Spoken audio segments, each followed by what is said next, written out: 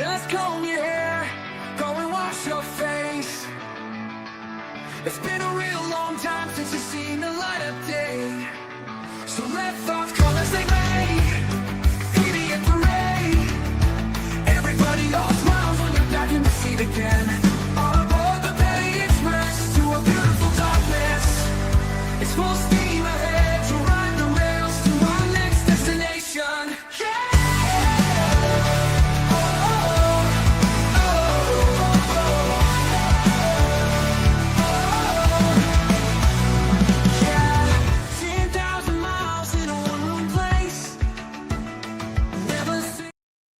Hey guys, it's Mo, your conductress of snark, your empress of the pettyverse, and we are back with the Linda Stermer trial on the Petty Express. We are on day 7, and just a forewarning to those of you aboard the VIP section of the Petty Express and everyone. Oh, my mic is hot. Okay. Let's see how it's going. StreamYard is being what we like to call a butthole. Alrighty. I hope that is better. All right. So you guys, Zarina, I said what in the patchouli oil? So, all right, let's talk Megan's hair. I cannot get derailed by hippie grandma Jesus right now. Now, this is one of Linda and Todd's son. As you guys remember, day 6, Corey Pierce, the nephew that they raised as a son, has already testified.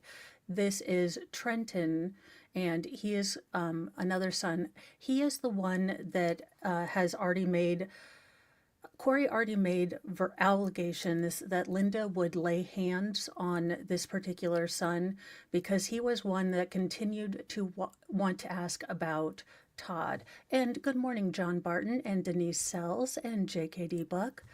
Yes, I can add it up a bit.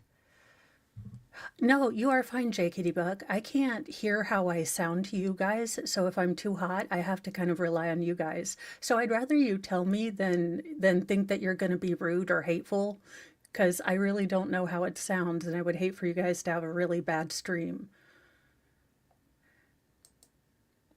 Oh my gosh, yes. Actually, you know that guy from Napoleon Dynamite? Good morning, Linda Lou. So just to let you guys know, I want you guys, this is the Petty Express, but the next 2 testimonies are going to be really rough. Now, there was some post from Court TV about the next son that's going to testify. Apparently, he has a hate in his heart for Linda, and he is not subtle. So that is, generally the thought, but these are going to be hard testimonies. And if you have any sort of mental health, just protect your mental health. If this becomes too much for you, there are kitten videos on YouTube. I prescribe you to kitten videos. And if you can't come back to the stream, that is okay. Your mental health, your well-being is worth more than a click or a like or a sub or whatever. You take care of you. That being said, oh, Heroes Chris Painting Corner, welcome, welcome. And good, wow, Belgium, awesome possum. I like Belgian chocolate. I've never been outside the US, but then again, with this mouth, I don't know that I'm allowed. Good morning, Jem and Phoenix Fire. So let's get into this, but do be aware that this is going to be some very rough testimony with allegations of CA or the laying of hands on children. And also, just a little flip and flapjack thing, YouTube, how about you let, creators use the real words for things? Especially serious things like DV and CA, but you want to demonetize that. You want to make sure that no one can make money on those videos. So we have to come up with our own creoles, our own languages, just to get around you. How about, you let us do the same things that you let CNN, the local news channels, and everyone else do? Just a thought. Other than that, I love you, YouTube. Don't hurt me.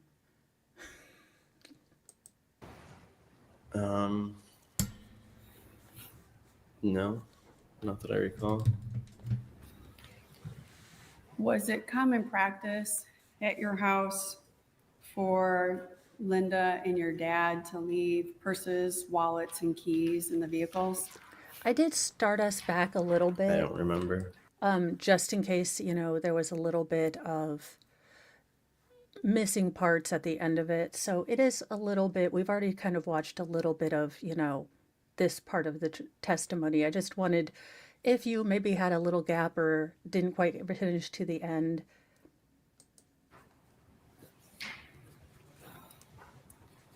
Do you remember what vehicle you and your brothers took to the movies? Took the Blazer. Do you remember who drove? Corey. Do you remember if you had a full tank of gas? I don't remember that. Sorry, I didn't hear that answer. I don't remember. Do you recall moving anything out of the vehicle? Do you recall Linda moving anything out of the Blazer before you left? I didn't see her get into the vehicle before we left. She didn't tell you to wait while she took her purse out? No, not that I remember.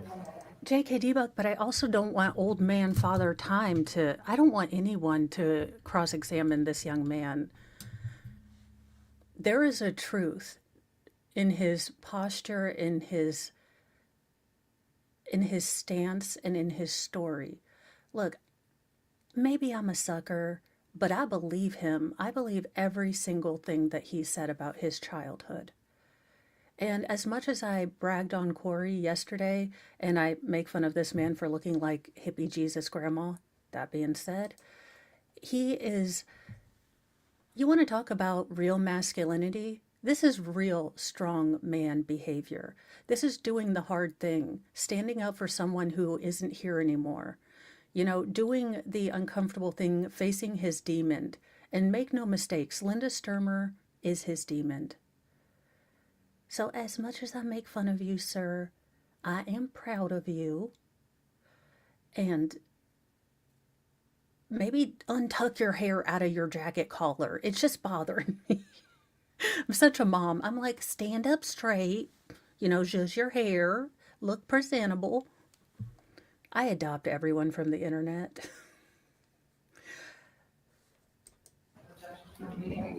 Sustained. Did she tell you to wait while she took anything out of the vehicle? Not that I recall. So where did you go when you left the house? We went to the mall in Portage and then to the movies theater, which is right next to the mall. I thought it was How'd you just find me. out about the Okay, fire? thank you, Jem. Corey's friend Steven called while we were in the movie and told us that the house was on fire. What'd you do? We looked at each other and thought that he was kidding. Did you call back? He did call back, And then what did you do? and we were kind of in a little. I was in shock a little bit, like, is this for real? And then we decided to leave and head home. Go back to your house? Yes. What'd you see when you got there? Smoke, police vehicles, fire truck, maybe. I'm not sure. Were you able to go up to the house? No. Do you remember where you stayed that night? Ooh, Well, we went to the Masalis Fun. next door. And I believe they stayed at my grandmother's that night. Is her name Sandy? Sandra, yes. Was that in her one-bedroom apartment? I believe so, yeah. Did you talk to Linda that night? Did, yes. She came to the Masalis at some point. And yeah, was hysterical. I don't remember necessarily talking to her, but saw her. And Did she stay at your grandma Sandy's that night? I don't recall. You don't remember talking? Do you remember talking to her at all at Grandma Sandy's? No. Did you have pets at the time of the fire? Yes. What pets did you have? I had We had a dog, Buddy. Um, can't remember if we had another dog, a chocolate lab, or not at that time. No, the one dog had recently passed. Did you have a cat? No, You didn't have any cats? I don't believe we had any cats at that house. Did we find a cat in the fire? Did your dad or Linda ask you to move any framed school pictures into the shed before the fire? Not that I recall, no. Do you recall where pictures were stored in your house? No, not really. He's 12. Do you He's guys not going have to know. gas cans at your house? Yes. And where were those stored? Would have been stored Oh, well, at either the shed in the back of the house or off of the lean-to barn that we had, where the tractor was. And Was the lean-to barn in the backyard?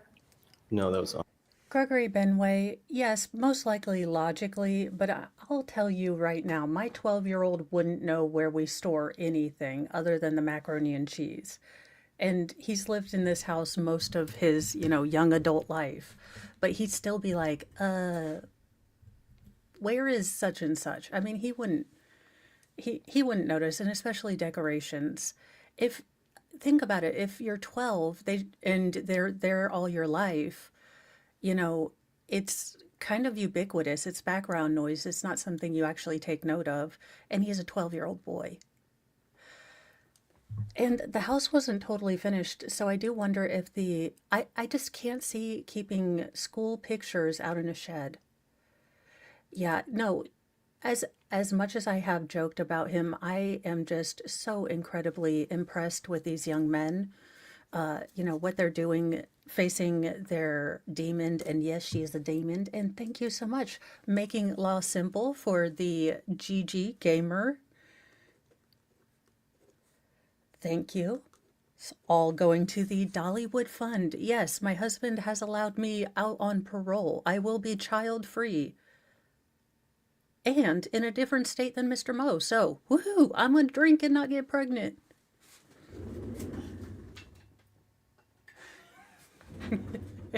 It's the small things in life that make you excited, like a new vacuum cleaner. All right, let's get back to this testimony. off to the side in the field. So if you're looking at the house, standing in the driveway, looking at the front of the house, was it to the left or to the right? To the left. Was it common to leave gas cans in the yard? No. Was it common for a gas can to be in the front yard? No. Did you have a snow blower at that time? No. Did you have a working lawnmower at that time? I believe so, yeah. And the reason they are bringing this up is that there was a gas can found the evening of the incident. There was a picture taken of its location. It was in the front yard by the Michigan State Police fire investigator or fire marshal. They're kind of interchangeable, but I think that's how they call themselves in Michigan. So what the defense is trying to imply is that this 1-gallon gas can would have been used for the giant tractors that were out back to move bales of hay and things like that. Now, if anyone has driven a farm size tractor, you know that you will never use a 1-gallon gas can, and it will probably use diesel and not unleaded. That being said, Linda is not smart. Now, the defense is saying that, well, they had a snowblower or a lawnmower. Now, it being in the middle of January, it's a little sus, but that's kind of why they keep bringing up the gas can and what they would use it for, the snowblower and the lawnmower, because there's no way you're going to put a, 1 or even 5-gallon gas can in a diesel, big old, honking truck or tractor. It's just, there's no way. Oh my God, they're going to let Slow McSlow do his cross. Duh. Any reason why a gas can would be in the front yard in January? Yeah, you know, speculative. I'll sustain that as to It's speculation. speculation station. Did you ever see a gas can in the front yard in the wintertime? No, You mentioned there was a tractor in the backyard, is that correct?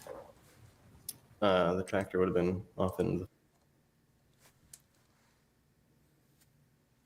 This heifer is still allowed on Facebook. Ugh.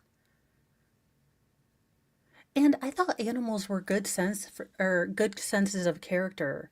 I mean, like, if you don't have a soul, they tend to not like you.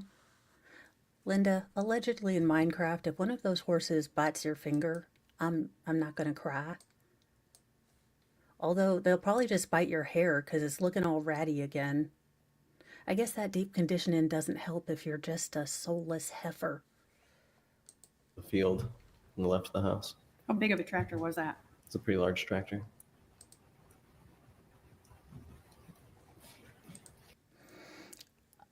KLF.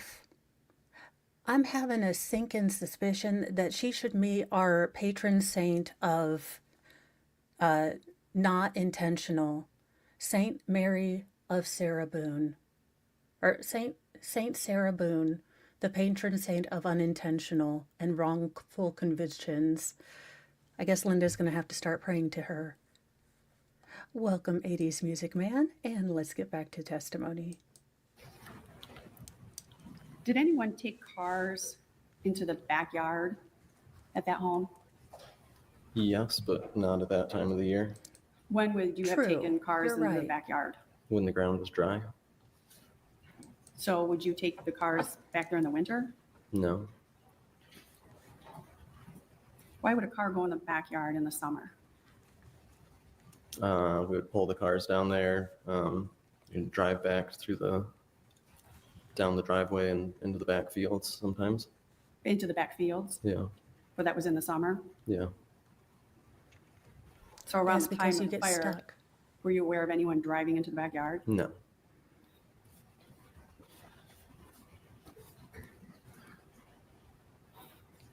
Do you recall smoke detectors in your house?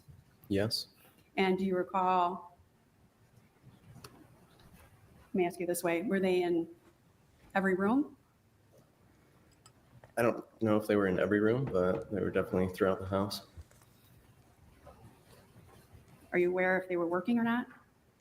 As far as I was aware, they were working, beeping, Did you ever hear them going off? going off. We'd change the battery at times so that the beep test would go off.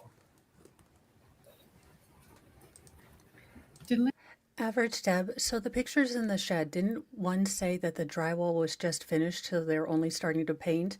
That was in the basement, so I do believe that the main level had been completely finished, and Todd was simply putting the final finishing touches, sort of the cosmetic touches, up in the basement, so there still needed to be drywall, mudding, spackle paint, all that jazz. And he was then, once he finished with that, going to continue to work on the loft area that was supposed to be, I think, Trenton's room. So my only question about the pictures is, again, that you wouldn't, again, if you live in a rural area, you would never put any sort of family heirlooms, family pictures out in a not weatherized shed. Just those sheds leak. It's, they can get all of that. She has to be fully convinced of her innocence to put her children through this, regardless of their age now. And they are here for the prosecution. I think that there was an irrevocable break after the fire. If you notice, both of the boys that have testified thus far refer to Todd as their father, and Linda, they just use Linda's first name. And I did notice there was a part in Corey's testimony where the prosecutor said, your mom, Linda. So I think he had set boundaries, or the boys had set boundaries about how they wanted to have Linda addressed. And I think they put forward, in one of those meetings right before the trial, with the prosecutor trying to nail down different things, they probably asked if we could just call her Linda. I don't think this woman, there's a distinct delineation between when Linda was their mother and then when Linda is Linda. And yeah, these boys are not happy. And I can't blame them. I can't blame them at all. Linda, tell you what happened when you talked after the fire? Yeah, she gave a few different stories over the next 2 years. Different stories? Do you recall how they were different? Just what she did, where she went, um, changed. How did they change? At one point, she said that she went upstairs and there was. I don't know that that's a jerk thing. I mean, technically, she is their mother. Again, while the defense might be using it to try to evoke some sort of reaction from the boys, I think that they're stronger than that. Again, the defense already yesterday with Corey tried to bring in prior bad acts against him. Basically, you can't put the toothpaste back in the tube. He said that Corey was convicted. Again, Corey lost his father when he was 17. Had to have everything provided by a woman he probably had very deep suspicions was responsible for unaliving his father. And Linda, I mean, he was still 17. He was still a minor. She was in charge of his room, shelter, board, all of that. So he had to live with someone that he was fairly sure is the reason his father's no longer alive. If you didn't struggle after that, I don't know what. I'm giving Corey a lot of grace. I'm giving all of these boys a lot of grace. Average Deb says, "Oh, okay, thanks. My parents put our things in garages, etc., so I've nothing left from my childhood, but they were hoarders and more important stuff was kept in the house. Unfortunately, I'm so sorry, it all became junk over time. It's hard when people struggle with things like that. I don't know how you deal with it. I mean, I don't know how you help it either, but I'm not a doctorologist." She saw a fire and couldn't see anything, and I think she said that she couldn't make it up the stairs at one point, and that there's too much smoke or there's fire already before that. And where she went out of the house seemed to change. What did she tell you on where she left the house? At one point, she said that she went back downstairs and went outside back door. And I feel like at a different point, she said that she went out the front door. But at any time that I would ask, she would get either hysterical. Jem, I haven't been able to ascertain which side the daughter's sitting on. Maybe I'm always writing notes or not looking up at the right time. She might be on her mom's side. I did see Mr. Magoo, her, faux private investigator, faux lawyer boyfriend. So he was writing notes. He has him a binder. Well, sir, let me just show you, because I'm fancy too. I have a legal pad portfolio in teal. Doesn't make me a lawyer. Just because I write on legal notepads doesn't make me a smart person. My encyclopedic knowledge of Futurama does. Or angry and would attack me at times. So when you asked her about the differences in the story, is that when she attacked you? Yeah. Tell me about that. A few different occasions. She driving once, she I think pulled over and started smacking me or something. And another occasion, she just flat out attacked me and gave me a bloody nose and pushed me into the bathroom. Another occasion, she told Trevor to beat me up if I kept asking questions about it. So all of these times you've just described were related to you asking why her story was different? I don't want to see one little tear from you, Hagatha the swamp hag. I'm glad you went back to the frumpy look, but, swamp donkey. Swamp donkey. And why, what happened and how it was that my father didn't make it out.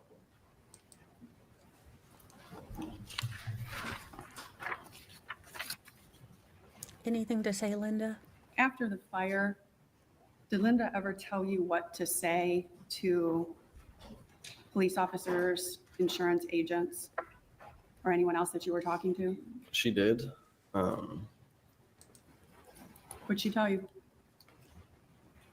I don't recall exactly. Before the first trial, I remember her before sitting down, being deposed or whatever. She told me to just tell him that if I didn't, that I didn't remember That is a good question. on certain questions. So she told you what questions to not remember? I don't recall exactly. But you recall her saying to say you didn't remember. Right. Did she say what would happen if you didn't do what she said? That we wouldn't get the insurance, wouldn't get our things back. Wouldn't get your things back? Right. Yes, I believe they've been going back and impeaching certain witnesses on their testimonies from the first trial in 2010. So, yeah, I think they are allowed to talk about the first trial to a degree. Right. Had you made out a list of everything you lost? Right. Were those the things she was referring to? Yes.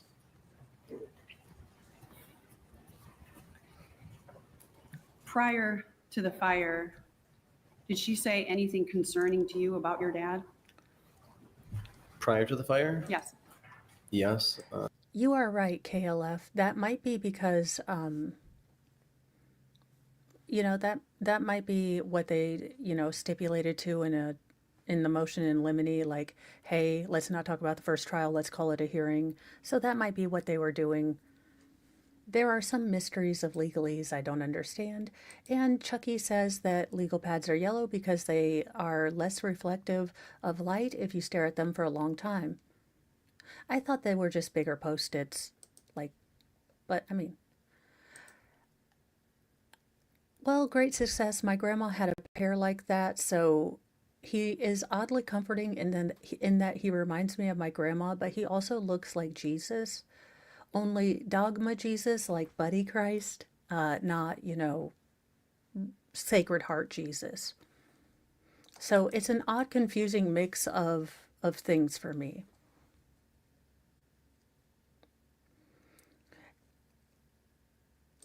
And Average Deb and Jim Distet, I will have to go back and look too. I'm going to be doing a breakdown of the last couple days this evening. So I will try to look to see if anyone said when those pictures were put out there, because I could have been misinterpreting and figure out, I might have said that they were moved. Maybe they were always placed out there, and try to see if there was a question about that. At one point, she came downstairs and sat on my bed and said, wouldn't it be better if he was dead?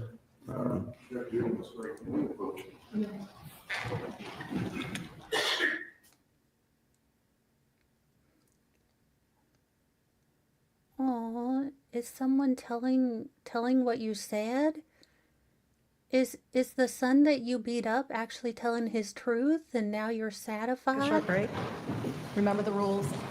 I'll have you report to the jury room. Oh, Her's feelings are hurt. Do I care? Nope.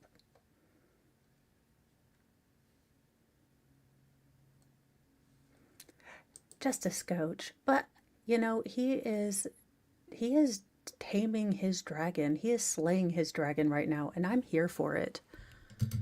I am so here for it. Well, Mr. Mueller, your objection? I don't know how long the prosecution has known about this statement, but it's never been in any police report, any prior testimony under oath. We've never been provided with a written statement, either by the police or the prosecutor. And I want to know how long the prosecutor has known this and they didn't tell us this to where we get ambushed at trial. This, as you can imagine, could be a blockbuster. And we were entitled to know when they found out that this was going to be testimony so we could prepare for it. thank We you have very had much. nothing from And the don't prosecutor. forget to hit like and subscribe, please. And so I'll take the answer and then I'll respond. Okay, Ms. Seiderman? Thank you, Your Honor. There's lots of things these boys have never had a chance to say. They have not been interviewed since the prior trial. I have encouraged them to try to dig deep and remember everything that they have not been able to talk about. We've had some conversations over the past few weeks preparing for trial. I've asked them to try to remember things, write things down. They've not spoken to police. They were under their mother's influence during the time of the trial. I mean, I don't know everything they don't know because these boys haven't been able to even talk about it until they've actually been able to get here under oath and tell their story, Your Honor. I don't believe we have to tell every single statement that could possibly come out. I don't know everything that they remember. I don't have every detail of what they're coming on the stand and remembering. And some of these questions I'm asking as we're going through trial and I'm learning more. I learned more when Corey got on the stand on Friday. And so I'm probing more into their memory and into what they know. And this is their opportunity to finally be able to be free Fight, and able yes. to tell what they know, regardless of what their trial testimony was, regardless of what their deposition, and regardless of law enforcement. These are statements made by the defendant. When did you, Preach, preach, preach, preach, preach, preach, preach, preach, preach, preach, preach, preach, amen. Also, can we just say that her paralegal or assistant is stunning? Just absolutely beautiful. That being said, I think she did get dinged for her boobage yesterday, so she still is wearing the only neck cleavage shirt. But flippin' flapjack men. I'm only 30 minutes in. I can't rely on the curse jar yet. But I think that she makes a very cogent point. While I understand the defense's argument and how generally that would be, correct, these boys were under the influence of Linda. Their entire trial testimony on the front trial, the 2010 trial, where when these boys were, essentially being held hostage by Linda, if you look at it from the state's perspective, these were minors, or just recently, newly fledged adults. They were, reliant on Linda for emotional, monetary, and, just social support. So, of course, she, says, hey, you want me to be out of prison to help you? Then, you need to lie. You need to tell the people this. Again, the prosecutor has, I think, made a very good point too. So it'll be up to the judge to, referee this out. But I do think that they both have points. This is the problem, that I can't make decisions because I can see all sides. Mr. Moe has to talk me down when I'm arguing things from the 50th angle. He's like, okay, do you want a red or a blue walker? Let's not, litigate this. when did you first learn that this witness was going to state that Linda asked whether, I think the statement is, wouldn't it be better if he was dead? I think we had talked over the last few weeks preparing for trial, and I asked if there were any sort of derogatory statements, and he said that there were lots of things. He told me he was coddled by his mother, that she told and confided in him a lot, and that she had made derogatory comments about his father. And we And talked thank about you it, for- and I knew I was going to ask him if there were All of your Modly Mod duties, Tim. Thank you so much. derogatory comments, because he was the one she confided in. But the exact statement, wouldn't it be better if he was dead? You've known of that for a few weeks? I can't say I know the exact statement. I knew there were going to be derogatory statements. I knew that Linda had said things to him. I knew that he was coddled. I knew that she had made derogatory statements about his father. I So can't this remember was if the that's first the first you heard was today, that wouldn't it be better if he was dead? I don't know if it was the first time, Your Honor. I can't say that. We talked about a lot of derogatory statements. And so I knew that there were derogatory statements. I can't say I knew those exact words. I can't say if, I knew exact times. I can't say if I knew those exact words. Your Honor, I'm not so sure, frankly, the witness should be here listening to this. Well, is there something you're going to say? Well, no, what I'm going to say is, you asked the question directly, when's the first time they have talked over the last several weeks? Does she know the exact words that he just spoke? I don't know, but I do know this was a softball thrown to the witness for him to hit a home run. And whether she knew that exact word or the gist of it, these are the things we have to know. Because let me tell you, Your Honor, there is a whole big difference between she coddled him and she said some derogatory things about Dad, and she asked, wouldn't it be better if he was dead? And then a few days later, he's dead. It doesn't get any bigger than that, Your Honor. To be fair, Average Deb, you are absolutely correct. I wish that my pettiness does not overrule the fact that this does look like shenanigans from the state. That being said, the judge didn't care about the witness being there. So while I'm not sure what the state is legally supposed to turn over as far as any of these statements, it's probably, would have been better had she said, hey, but even if she gave them a warning, a heads up, and no, the jury is not in the room. Even if she had given them a warning, a heads up, and a 3-year advance plan, they couldn't argue their way out of a paper bag. So if I were the judge, then I would say, okay, no, I couldn't say that. I'd be like, I don't know. Let's let the real judge talk. Your Honor, these witnesses have been on these witness lists for years. He could have easily interviewed the witnesses, talked to the boys. He's had, this has never been a secret that these boys are going to testify. They testified in the first trial. They've had insurance depositions. He had every opportunity to speak to him and interview him in trial preparation as well. There has never been a report or any testimony even remotely close to that. In fact, he's testified in other settings that he didn't speak to Mom much about the fire. So this whole idea of they're blindsided, I mean, they're learning this right now as we are, I frankly doubt it. And I want to know too, did he speak to any police officers? Ms. Iterveen, so I'm just trying to hone in. Derogatory statements are one thing, but this is a powerful statement. Wouldn't it be better if dead? When did you have, maybe you didn't know the exact wording, but when did you have notice of that? I would say in the last couple of weeks, we talked about his dad, that she wanted him out, or that they were going to be moving, and who did they want to live with, and wouldn't it be better if we were divorced? And, I mean, we've talked about an awful lot of statements with the boys. So we talked about a lot of derogatory statements. Okay, ma'am, I hate to be on the defense's side, but daggone it, give us a date. You know the date. Don't be a giblet about this. Now, it seems like the defense did not depose the sons.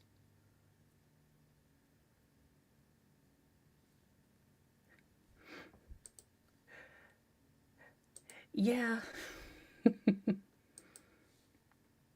I can't be more specific than that, Your Honor. Okay. And this would have been in trial prep over the last few weeks. I had the boys come in and I talked to them all individually. I talked to them as a group. And we talked about a lot of different areas and a lot of topics. And this couldn't be more explosive and detrimental to the defense. I'm going to strike the last testimony. It appears the prosecution had notice of it. It's different than other general statements about being coddled or other general derogatory statements. Now, I will say the same thing applies for the state that it does the defense. Now, the defense pulled a little bit of a jerk move by bringing up Corey's, incarceration history. But that toothpaste was out of the tube, so now the jury knows that.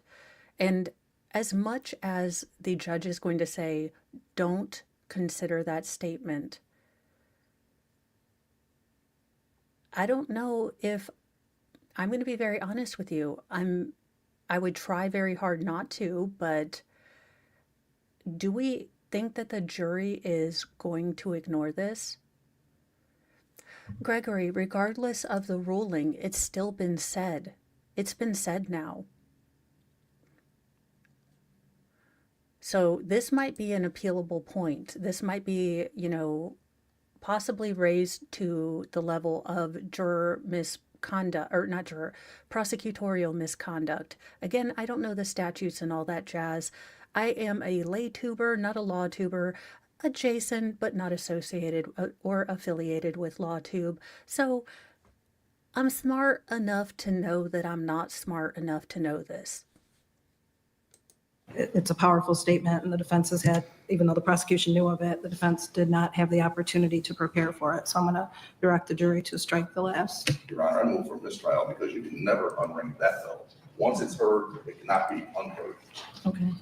I believe jurors can follow their instructions, and I will instruct them to disregard the testimony about wouldn't it be better if dead, the last testimony. So I'm going to Understand. deny the request for a mistrial. Understand? Okay. Thank you. Thank you, Your Honor. Thank you. Anything else for bringing the jury again? Nothing else in that. Okay. It's Mises, it's Moses, it's Moses. Mistrial. If the prosecutors knew about this statement that was going to be coming in, especially with it being as an explosive statement, not included in any testimony or interviews that he's given before, they should have let the defense know so that they could, at least try to make a defense for that. And they are doing their job. I mean, again, this is something that the state should have disclosed. As much as I dislike the defense, he is very correct. You cannot unring that bell. You cannot put the toothpaste back in the tube. The jury has heard that. And it's going to, again, this could be an appealable action for a retrial. Look, y'all, I don't know if I can do the retrial. I can't. Now, that being said, the state does make good points that the defense had every opportunity to depose these boys and, do that as well. Now, that being said, let's get back to the testimonies. Welcome back, jury. I have an instruction for you, jury. You are to, I'm striking the last question and answer provided in the case before you went to the jury room. You are not to consider it in any way, and it must not affect your deliberations or verdict in any way. Thank you. And Ms. Zidovine? Thank you, Your Honor. Okay. You were living, Well, at least since 2018, Linda's conviction was overturned in 2018. So since 2018, it's my semi-official, singing channel. with Linda then at the time of the fire, correct? Correct. And you continued to live with her then for several years after that? Unfortunately, yes. Yes or no answer? I'll allow it. Overruled. Thank you, Judge.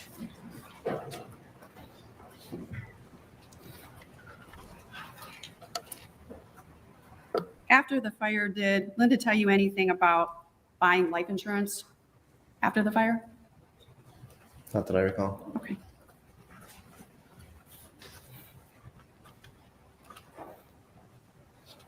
At the time that you were interviewed by insurance and by the police and then prior testimony, were you still dependent upon Linda?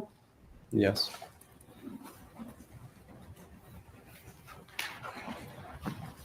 I have no further questions for this witness, Your Honor.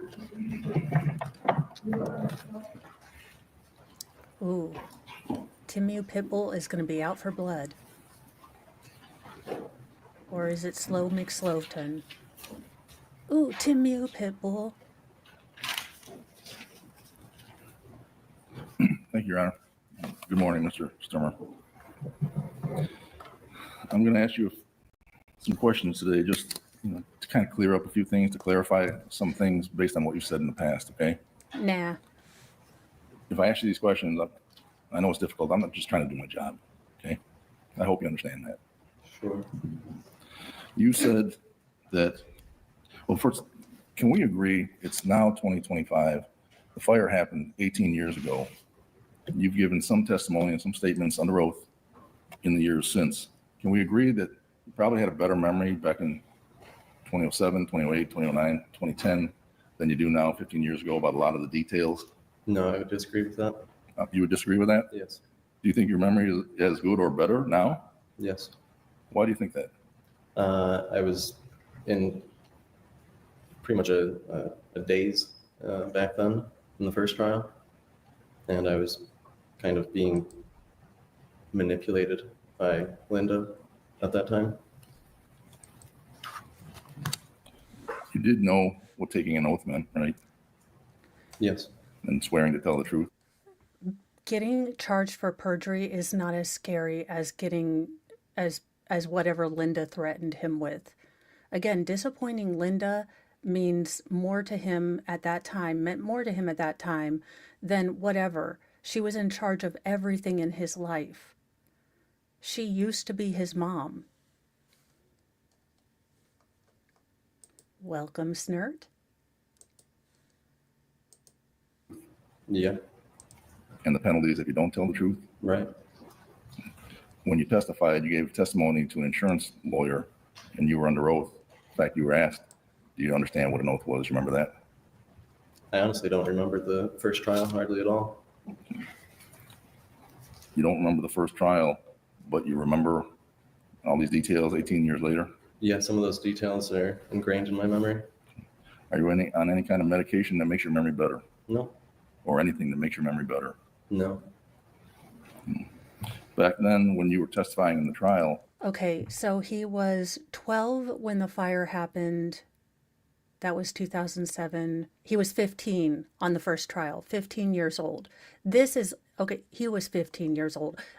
Linda, there is not a hole deep enough in Hades where you are scrubbing the fistulas of, Mr. Hankety Clankety from World War II after he gets pineappled every day like in Little Nicky. Also, don't look up fistulas. Okay, don't. Do not. you were living with Grandma Stermer, right? It's 2010. Yes. Okay, that was Todd's mom. Correct.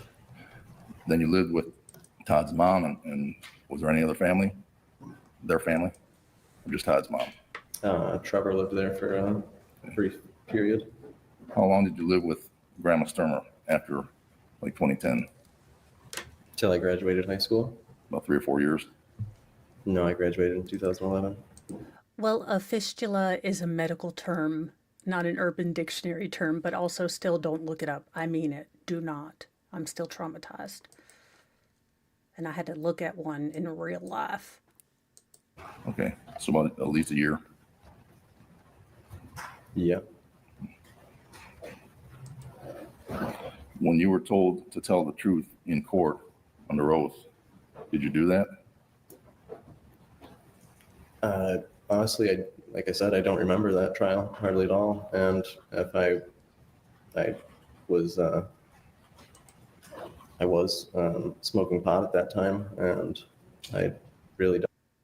When you were told to tell the truth in court under oath, did you do that?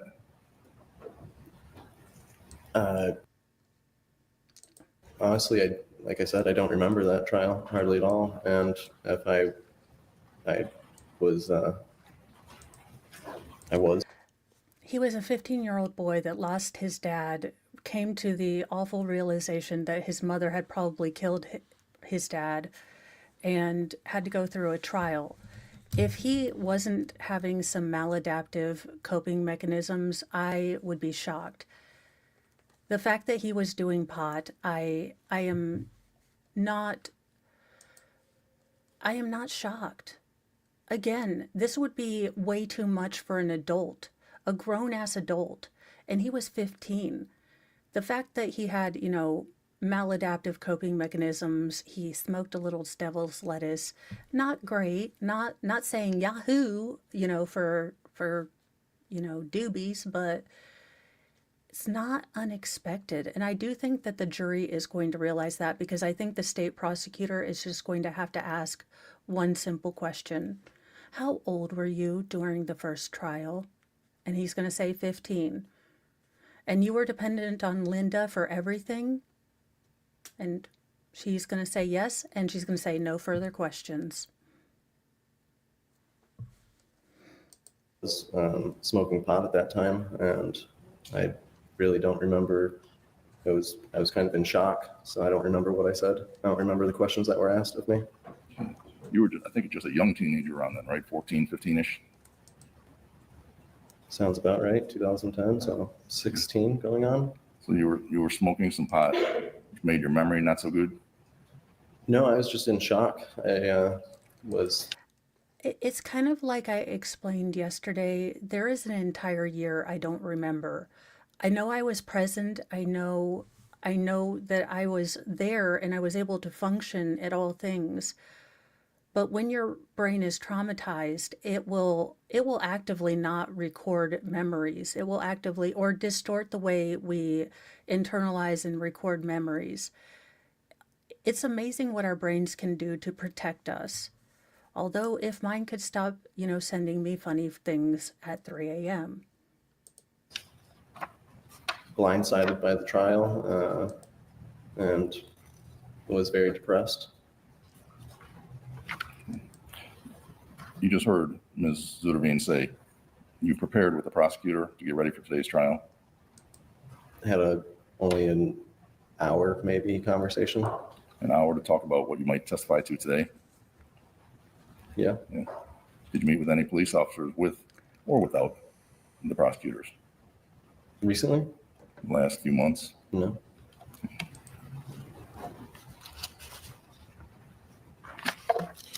I just want to go over a couple things about your testimony. One of the big things I want to talk about was you said the furnace. Remember you talked about the furnace and how you didn't hear your dad, whether he was working on the furnace or not, the night before the fire? Yeah. The furnace would go out of whack. It'd go off and on sometimes, right? No, not to my knowledge. Would it shut off sometimes, to your knowledge? No. If I He may was 12. approach He your honor- wasn't going to pay attention. That's the microphone first. Oh, for God's sake, unintentional ASMR.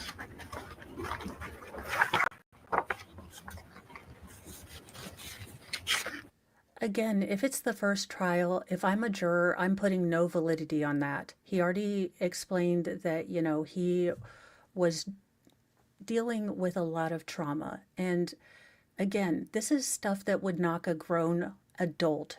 It would knock my behind for a loop. So while I get that the defense attorney has a job, I really do. I don't think that using the 2010 testimony of any of these boys is really conducive to anything. I think that this is such emotionally charged testimony. It's a very careful thing to try to cross-examine a victim, witness, or someone involved in the crime.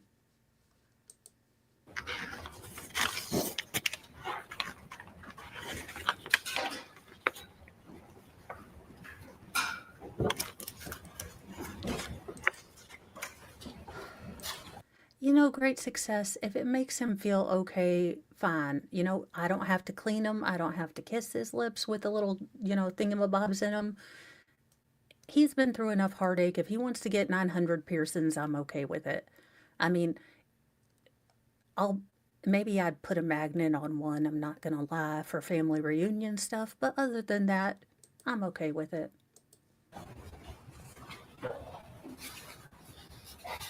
In that little binder right here, see this? See that? It's called an exam under oath. It was testimony you gave on September 6th of 2007. You see that? Mm-hmm. Yes? Yes. You have to say yes or no.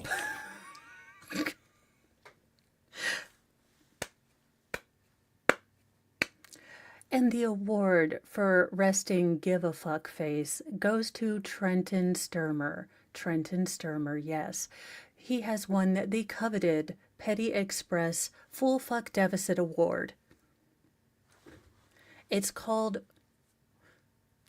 the Defies. No, that's probably bad too. I'm trying to think of something. Look, Sir has taken all his F's and has none left to give. He is in full F deficit, and that is in resting full F deficit face, and I love it. I would like to copy it and look as Christ-like as he does. Actually, oh my gosh. Same face.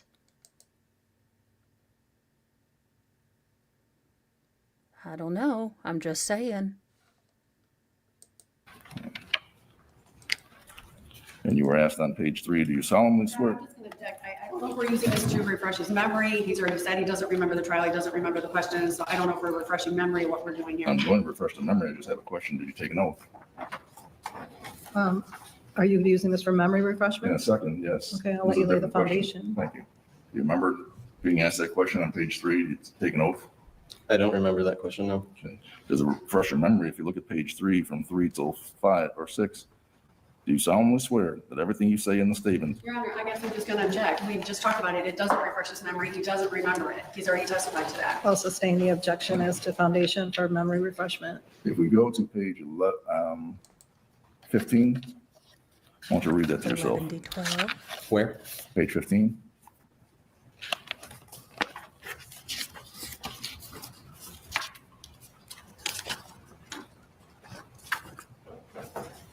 We'll strike that. True. Look, Tammy, he has made his mama proud, his adopted mama Mo proud by not having one of them septum piercings.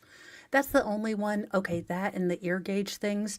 I don't know why they creep me out. I wish they didn't because, you know, people can do whatever they want to do. It's just they creep me out. And especially when, look, when I'm president of America, I'm making it a law that if you have ear gauges, you can't walk around with your ear hole flapping. Because it Twitter pates me. I don't know. I can't do it. I can't.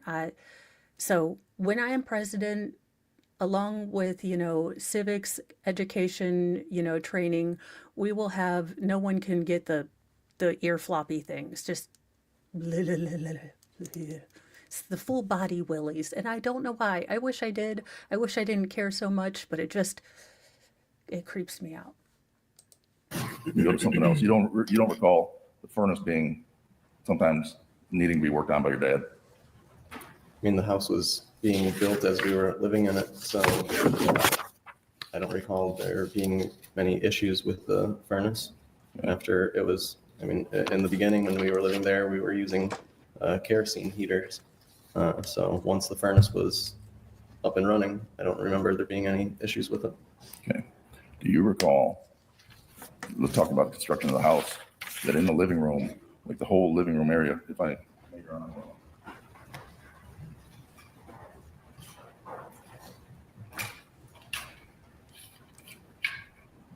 He lived there. I don't think he needs a doodad for it, but okay.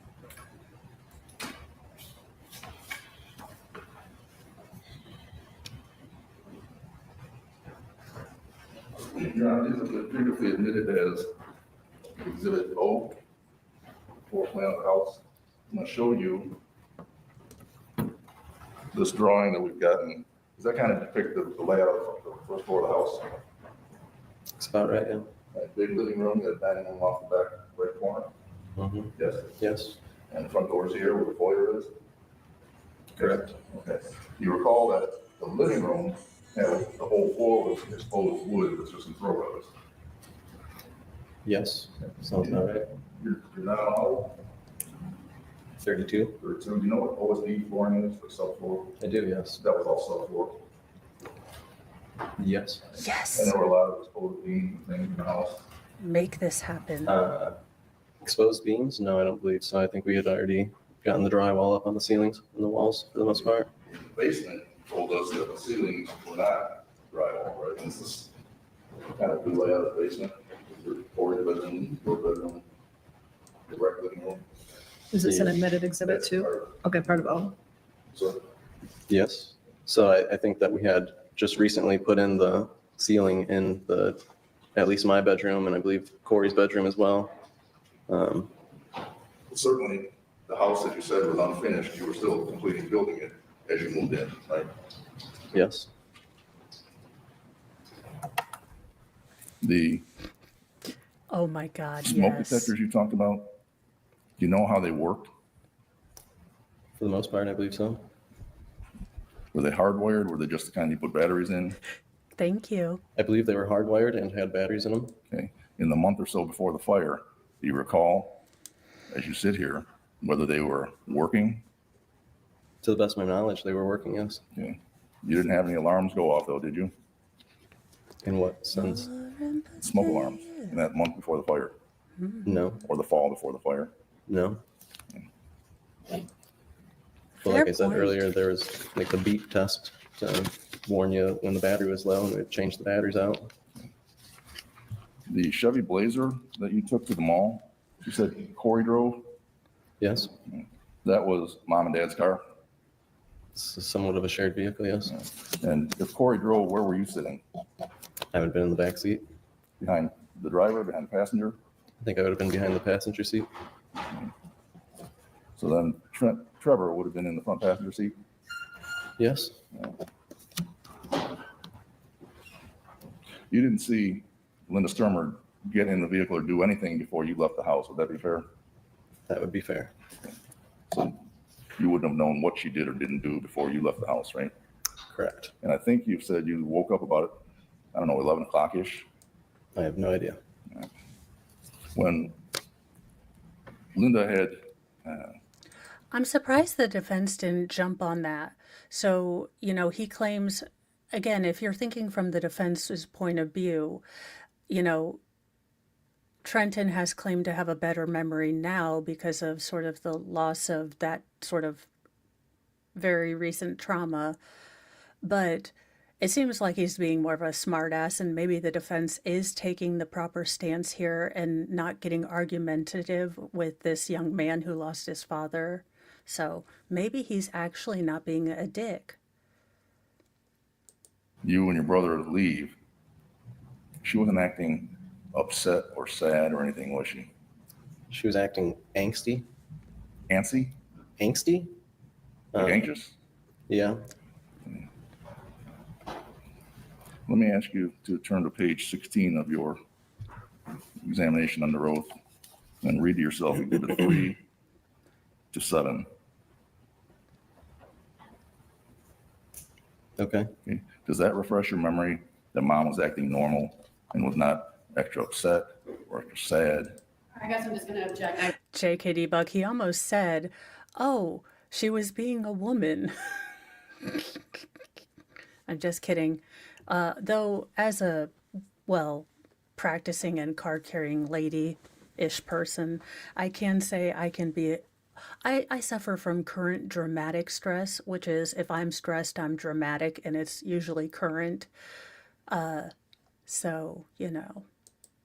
Oh, I love that. Abby? I got a brain from Abby. Abby Normal. I would prefer that he ask if that refreshed his memory. He's already said he doesn't remember a lot of these interviews, so Your without Honor, going into the I'm entire sure there's a question. legal objection coming somewhere. I think we're blending memory refresh with prior and consistent statements. So if you Understood. could just lay the foundation for one or the other or both. Was mom upset or sad? Upset or sad? Yes. No, I don't. She didn't seem upset or sad necessarily. She seemed normal. She seemed in a rush. She seemed like she was trying to quickly get us out of the house Okay. without seeing my father. When you gave testimony and you were asked this question, just normal mom, your answer was, yeah, would that be right? That's what it says, but again, I don't remember that. Understood. But when you swore to tell the truth and you were 15-ish, 14-ish, you would have told the truth, right? Not necessarily. You might have lied under. His give a fuck is broken.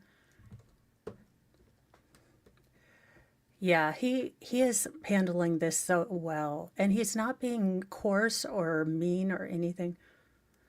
Oh no, Cynthia. You know, he should have tried the Vulcan mind mold. I could try faith healing her. Just the forehead. Touched by Christ. Has changed. Oath. Potentially.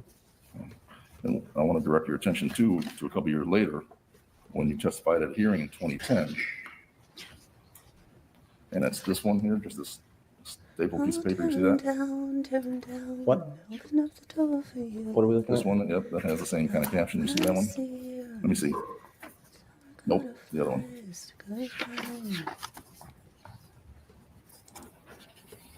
And I want to turn your attention to page 130. Lines 14 through 18.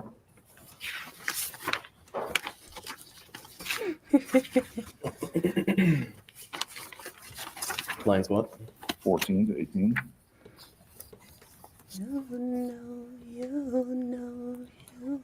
You were asked the question, your mom was acting normally that day. Is that true? Your Honor, I guess I'm going to object to the same grounds. Are we refreshing his memory? Are these prior inconsistent statements? These are. Well, okay, guys, here's the thing. I didn't realize how much the boys were going to affect me. So I am listening to music. It just kind of calms me, but this is heartbreaking, so heartbreaking. And so I am listening very softly, but apparently I like to sing along, so I will try to refrain from giving my own concert. Already said he doesn't remember. Your Honor, that's an inconsistent statement. You just said she wasn't acting normally. I'll allow it as inconsistent statement. No. The question was, your mom was acting normally that day. Is that true? Your answer, that's true. And it's true to say that your mom, was sad after the fire, and your answer was yes. Again, I don't remember that day of the trial. I was in a daze. I was in a state of shock. But you knew the difference between right and wrong, correct? Yes. You knew the difference between the truth and a lie. Yes. Yes. You knew that when you take an oath and you swear with your hand that you have to tell the truth. He was a 15-year-old that's life had exploded. He gives two fucks about an oath that he broke. And that face says, yes, I actually could give left fucks. Yes. Oh, no. Good idea. Oh, I thought you meant lyrics. Never mind. I didn't read that correct. Yes, good idea. Thank you. Read it wrong, dyslexia. Sorry about that.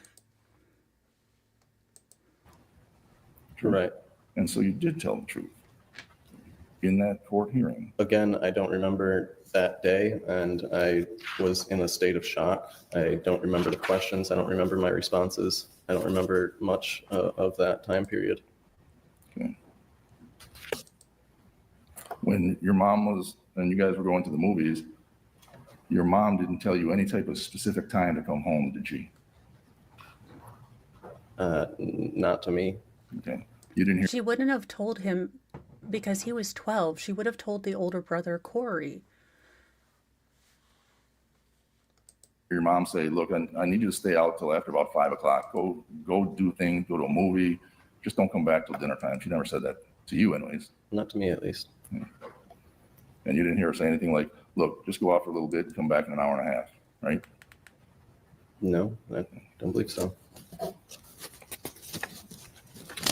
Your mom, I think you testified, told you that your dad and her were arguing and they were working out a conflict. Not working out a conflict, working out the details of getting divorced. Can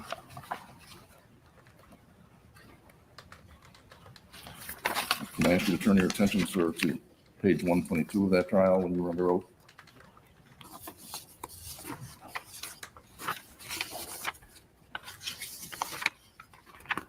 And look at lines 13 to 15.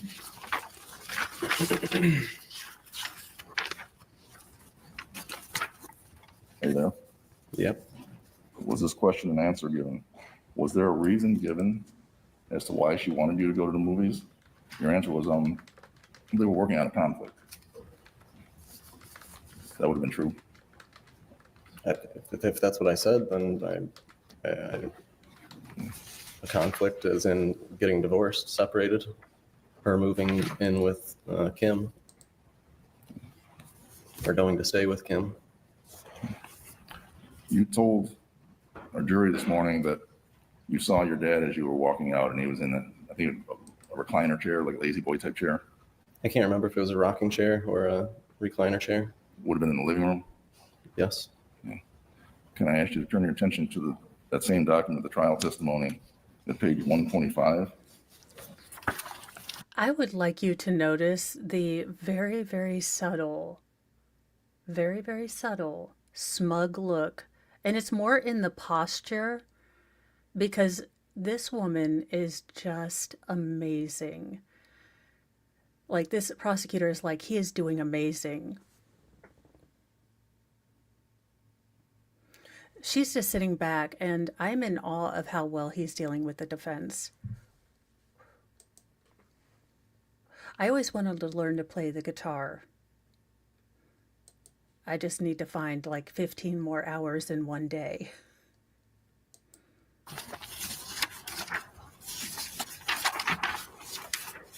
Lines 12 to 17. Are you there? Yes. You were asked a question. When you left the house, before you left the house that morning, did you see your dad at all? Your answer was no. You didn't see him at all? I don't believe so. That was your testimony, right? Under oath? Again, I don't remember that. But if you were under oath, swore to tell the truth in a court like this, you would have, right? Again, not necessarily, because I was being told to say certain things by Linda at that time. But at that time, January of 2010, I would like to rock the petty bus back. If you hear a beep, beep, Linda, that would be the sound of your son reversing. I know you know this feeling. I mean, not from this side of it, but you do understand running someone over. So this is what happens when someone doot, doot, doot, doot, doot, reverses and dumps that truck on you. And kaploop. All the best from the Petty Express. Prior to that, you were living with Grandma Stermer, right? sounds about right. And you knew what perjury was, right? I don't believe I did at that time, no.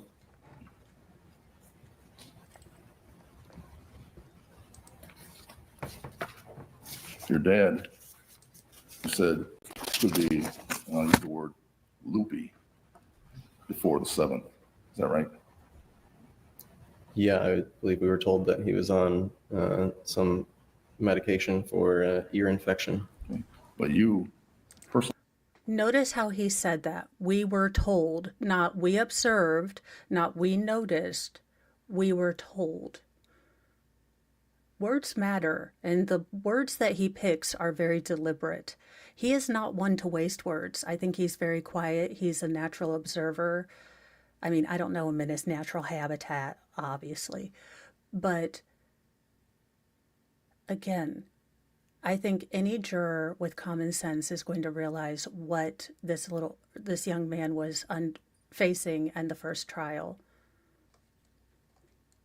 observed him before the 7th being loopy, right? It wasn't just being told.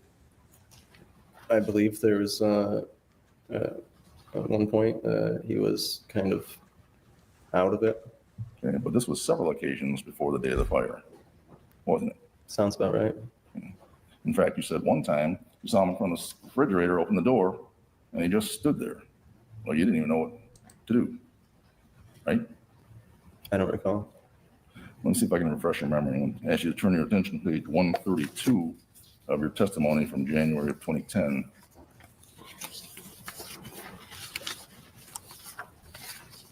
And let me know when you get there.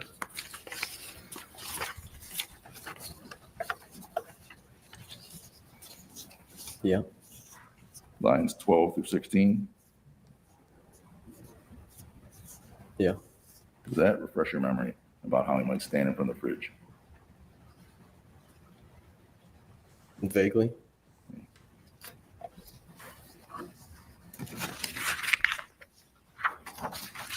You had your relationship after your, before the fire. You were pretty close with your dad, you said, right? Yes. Okay. But it was also easier to talk to Linda because she kind of let you get away with more things No, I wouldn't say that. and give you permission, right? No, I wouldn't agree with that. You wouldn't agree with that? Let me turn your attention to this transcript that's in the binder. Well, I'm sorry, Kathy, but We are still on Trenton's testimony. We are now on the defense's cross-examination. Now, Trenton did make a spontaneous statement, or a statement that the state knew about for a while that the defense was not aware of, that according to Trenton, Linda sat on his bed one day and asked, well, wouldn't it be better if Todd was dead or Dad was dead, to him. Now, obviously, the judge has ruled that this, comment be struck. It wasn't fair that the prosecutors knew before the defense or didn't disclose this to their defense. Now, that being said, this might be a grounds for another mistrial. And y'all, I don't know if I'm going to cover the retrial. Okay, I think the retrial is enough for me. Once is good. It's like the people that keep going to watch the Fast and the Furious movies and then they're like, well, they're crap. I'm like, well, they're on the 37th and Vin Diesel is 60. What do you want? That being said, I really don't think attacking his memory and impeaching his memory is doing anything very good. I don't think it's looking good. I don't think it's a good look. And he's not going to get a reaction from this young man. I'm going to ask you to look at page 19.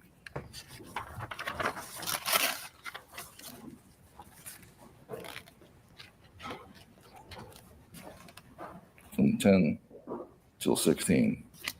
You see that? Yes. You were asked under oath. I'm not saying you liked one more than the other, but did you find it easier to talk to either your mom or your dad more than the other one? And your answer was probably our mom, because she would let us do more. And the question was, if you needed permission, she was a little easier to ask. Answer, yeah. That was your testimony under oath, right? Yes. Sounds about right, yeah. And if you swore to tell the truth and you were asked that question and gave that answer, it's because it was the truth, right? Probably, yeah. Your point? You said you had a lot of conversations with your mom after the fire about how it started, and she'd get mad, right? I try to have conversations about it, yes. And she'd get mad. She would She was either get, hysterical once, I think, and you said mad. yeah, there was several times that she would either get hysterical and then angry or try to end the conversation. But it was several times you'd done that, right? There's a few at least. Wait, are we going to say that it was his fault that he got hands laid on him because she was a grieving widow? Because F that noise all the way to China, back again, and then back again. Oh, hell no, I swear to goodness, if we are going down this, I will. If anyone happens to have breadstick money, as Megan Fox always says, and feels like donating to the curse jar, I think I'm going to effing need it. This is going to be a flippin' flapjack rage dump of, well, cahoon-tastic proportions if we're going on to this tangent. I want you to turn your attention to the same document, page 20 at the bottom and the top of page 21. You there? Yes. You were asked a question under oath. Did you ever talk to your mom about how the fire started? And your answer was not really. Because when we did, I don't know, she was like really upset. So you really didn't talk to your mom much about the fire. Like I said, I tried to. You gave that question answer to that question under oath, but it would have been the truth. Again, I was in a state of shock at that time, and I was trying to not think about it.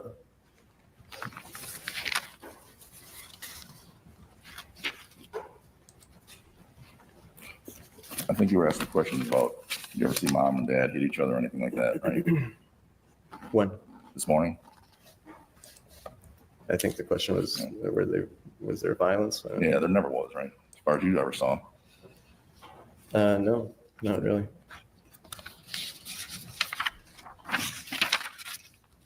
And the night before the fire, you would have gone to bed around 11 o'clock. You were 12 years old. It's on Christmas break, last night before you go back to school, right? Or it would have been 2 nights, Saturday night. I don't recall. Hey, did you go to bed around 11 o'clock? I have no idea what time I went to bed. Okay. Let me turn your attention to that same binder at page 10.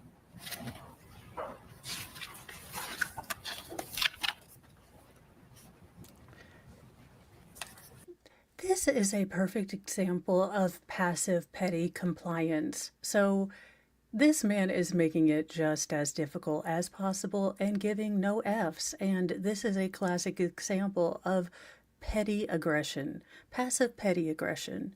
Now, normally I'm not here for this because it generally just, is a jerky thing to do. But vibes match vibes. And if you are given dick vibes, you respond with compliant, happy, but incredibly petty aggression.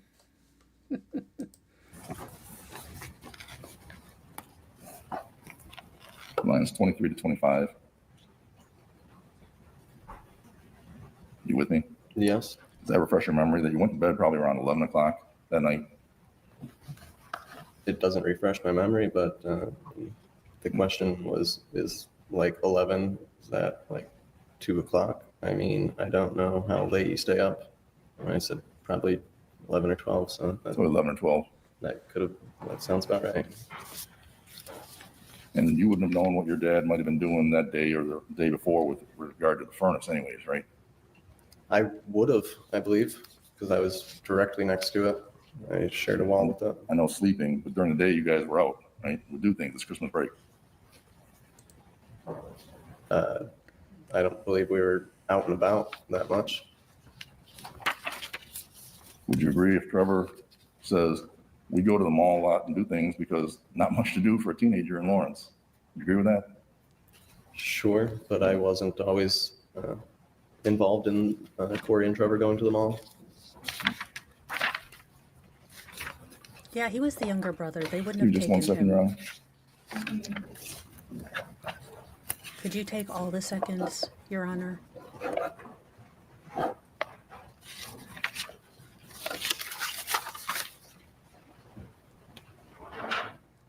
Ooh, Linda's been making notes. She's writing down all the jokes. She's going to run away to the circus and become the dope.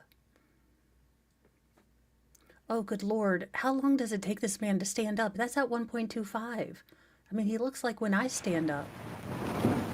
You've told us here today that you don't remember a lot about that earlier testimony under oath. Remember that? Yes. Because you were smoking dope, right? Yes. And you were in a state of stress and flux, right? Right. When you met with the prosecutor, did you tell the prosecutor, I don't have a very good memory of a lot of that stuff because I was smoking dope back then? I don't recall ever saying that. Linda had basically encouraged me to smoke pot, so I kind of carried on after that. And mic drop. Okay, that is what happens when you push a petty person too far. Again, that cannot be unwrung. And this kid is just, again.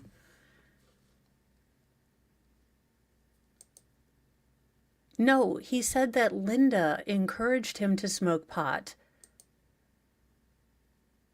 I mean, look, again, Linda, do you hear that? Dude, dude, dude, dude, dude. Dude. Excuse me, we need to clean up an aisle defense. Someone done... What the hell is going on now? And Chucky says she was the neighborhood quote-unquote cool mom that allowed kids to do the ganja. Pass the Dutchie on the left-hand side. Yeah, so, well, isn't that special? Don't do that. You will be liable for any children that get hurt, intoxicated. And if it's one of my children, you will have to deal with my beautiful face on your front lawn. Now, do you want to do that? And it would be only to serve you with a cease and desist and possible child endangerment charges. Is there anything you're on now that's affecting your memory or making your memory better? No. Thank you, Your Honor. Any other questions? Linda told you to go for a movie and breakfast. Is that accurate? I don't recall.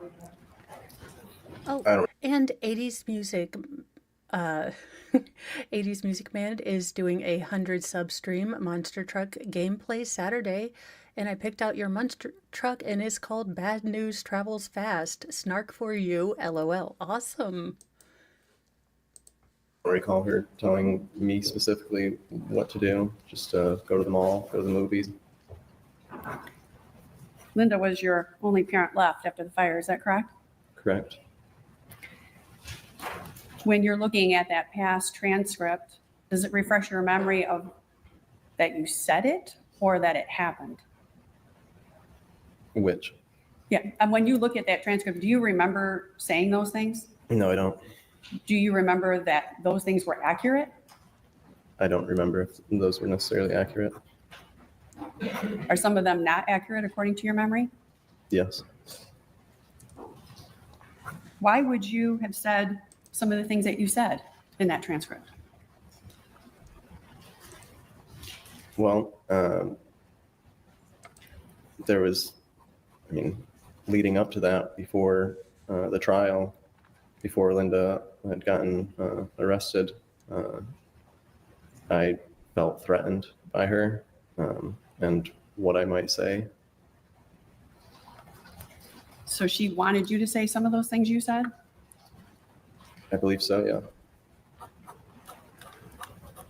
You still relied on her at that time, is that correct? Fleeting. Did you rely on her At the time of the trial, at the time you made these statements? I believe so. Would you have relied on her for finances? I believe so. Are you under anyone's influence or threat today? No, Are you testifying from your memory of what actually happened? correct. I have no further questions for this witness, Your Honor. Steve, thank you. Did you say you felt threatened by your mom when you were giving this testimony? Leading up to the testimony, I don't exactly remember what was going on at this time of the testimony. If you look at that little stapled piece of paper, not the one with the case caption, that other one's police report. See that? Yes. That was in October of 2009. See that? Yes. I don't know where, yes, On the front page. yes. Okay. Did you feel threatened by Linda then? Was this prior to her being incarcerated? I just want to know, did you feel threatened? If it was prior to her being incarcerated, then yes, I did. But certainly if it was before October of 2009, you wouldn't have felt threatened, correct? Not necessarily, You still would have felt threatened. potentially. Okay. Well, I want to know your memory, not, I don't know the exact timeline. okay. You were living, by the time you testified in the court hearing in January of 2010, you'd been living with Grandma Stermer for about 6 months, since about the middle of summer. You remember that? Oh, 6 months. Big Sounds about whoop-de-doo. Okay, so, and when you spoke to this police officer, 6 months does not take away an entire lifetime of learning how to deal with a parent like Linda.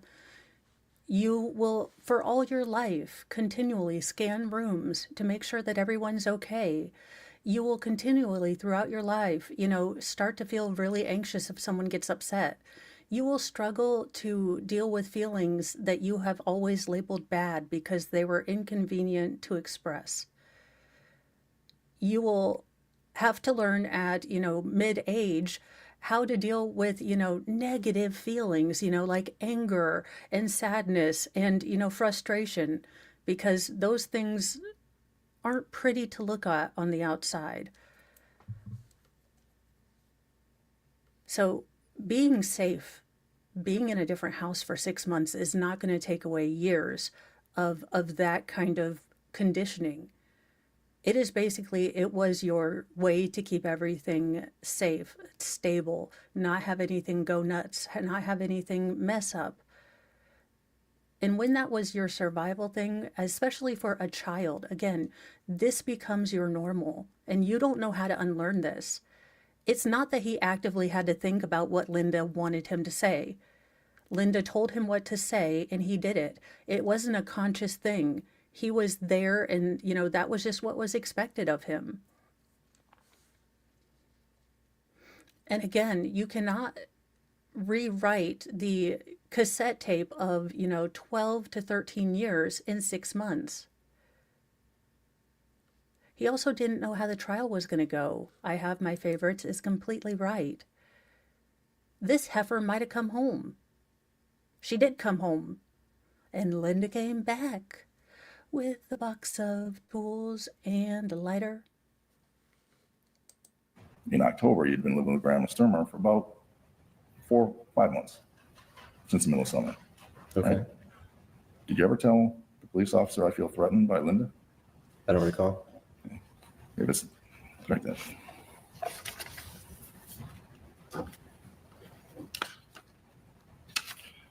You don't like your mom very much right now, do you?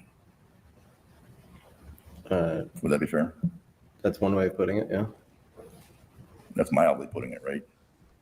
You really, really dislike your mom right now, right? Yeah.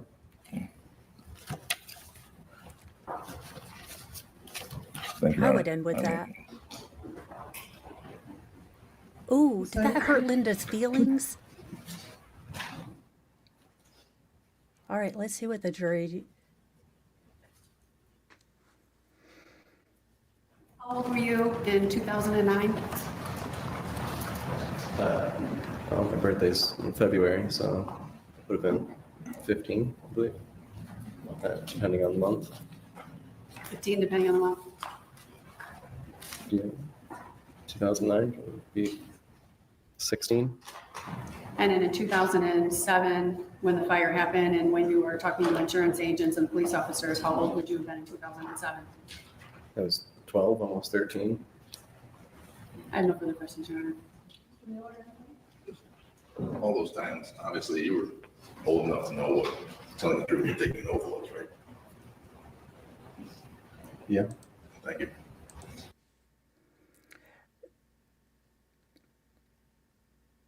There is, again, for people that don't or haven't lived this or haven't dealt with this,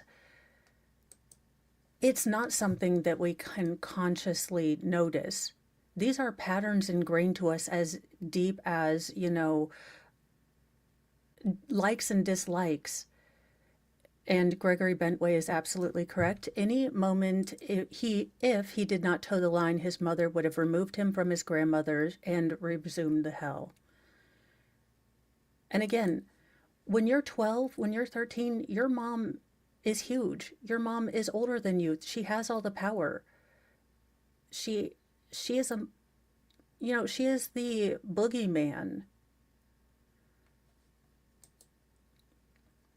Yes, absolutely. And she still had full custody. I mean, again, he didn't know the outcome of the trial.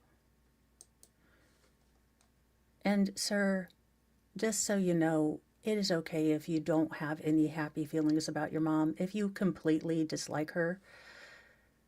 She was in jail, but again, there was no guarantee as far as the outcome of the first trial. So had she been acquitted, he would have gotten back to her.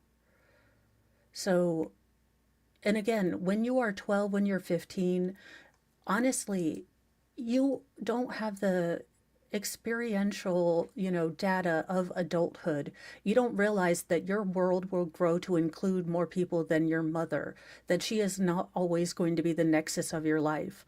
But when you're 12, she is your sun, moon, your gravity, all of that. No questions, Your Honor. Thank you. Jury, any questions of him? I've got at least one hand going up, couple.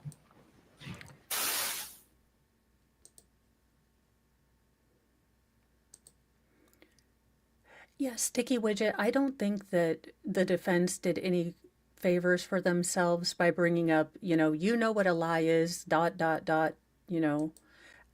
that wouldn't have been the stance I would have taken. I would have asked him a couple questions and then gone to you really don't like your mom. That's putting it mildly, and ended with that. Because then that puts in the jury's head, okay, he definitely has animus against his mom. Now, while that is completely and totally understandable to some of us, it It can be really just a lot. Let's see what the jury's asking. They've got to ponder a quandary. They've got a couple of questions. What will they ask? To the mall. I don't believe I was aware of the second cell phone until after the fire. Okay. Did you, if you know, you may not know, did you at any time receive money from the insurance company to replace your lost items? I don't believe so. When did you start calling your mom Linda? Pretty much as soon as I found out that she murdered my father. Your Honor, I move to strike. Counsel were given the opportunity to object to the question. There's no objection, so I'm not going to strike his answer. Any counsel have any? Thank you, sir. Counsel have any questions of him in light of those questions and answers? I doubt that Linda gave the boys any of that. I mean, I'm sure it went to the horses. Let's be real. Let's be real. It went to the horses.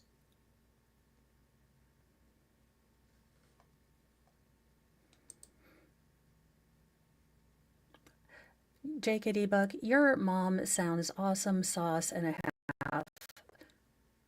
She sounds like a wonderful, wonderful mom.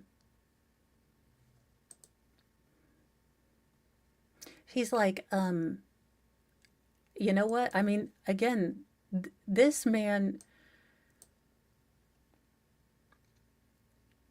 he knew his words. He knew what he was going to say, and he came here on a mission. Now, whether that mission leads to a mistrial or not, I don't know.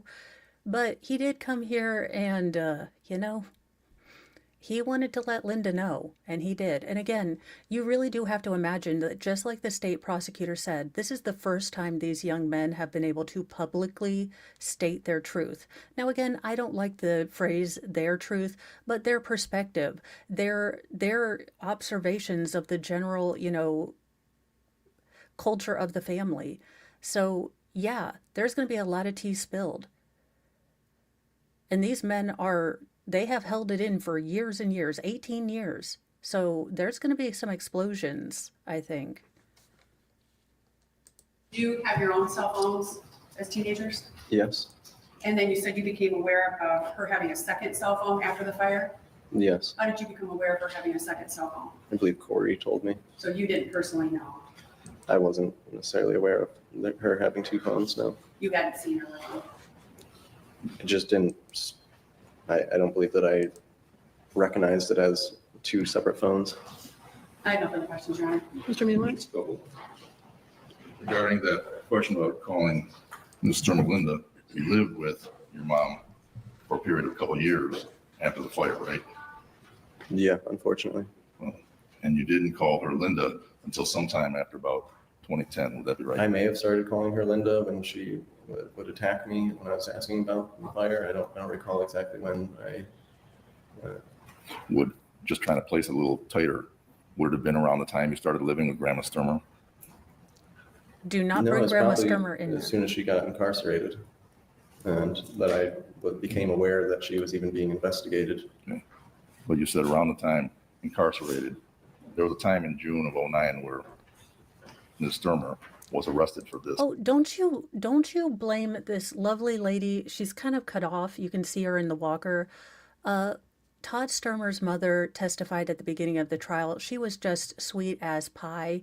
And I swear to goodness, if you drag, all right, JKD Buck, I'm going to need you to have my back since Mr. Moe isn't home. I'm going to need you to hold me by my collar because I'm about to go raging, well, rat terrier and go, "Arr." You leave Todd's mom out of this. I'm sure that Todd's mom wasn't trying to steer him wrong. She was probably trying to save her grandson, who she saw drowning in sorrow, in shock, and, you know, in sadness while she was trying to deal with her own sadness. So I doubt that she gave really two flying flapjacks that she could bad talk Linda. Fire. It's around that, and that's the time when you went to move in with Grandma Stermer, right? Yeah. And that's around the time when you just told us you started calling Ms. Stermer. I really don't Linda. remember when I started calling her Linda. But you started then calling her Linda instead of Mom. Your Honor, I guess he's miscategorizing the witness's testimony. He said that he thought he Same heard when he was with being attacked speeches. for conflicting statements. Is- Okay. I am going to sustain that objection. He's indicating he doesn't remember. Can we just get a caution, Your Honor, with regard to the speaking objection? It's form foundation, it's a legal objection. Thank you. Her objections are fine and your objections are fine. Thank you, sir. Questions, either of you? No, Your Honor. You showed them. Yeah, that was Billy Badass. Can you talk to her about her objection? Oh my God. If looks could kill.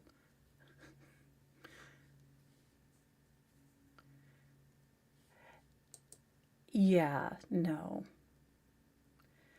No, I don't want to give the horses PTSD. They'd probably be upset if they hurt someone. Mr. Mueller, any more questions? None, Your Honor. Thank you. Thank you. Jury, do you have any other questions of him? None? Thank you, sir. You're done and you're excused from your Actually, subpoena. sir, Okay. I do have a question. Just what milligram of gummy did you take before this trial? Because I would like to be that calm, cool, and collected just one day of my life. Thank you. Counsel, did you want to take a morning break at this time? Okay. The jury will take a 15-minute break. I know you've already had a short one, but, and remember the rules, no discussions about the case, no media, no social media.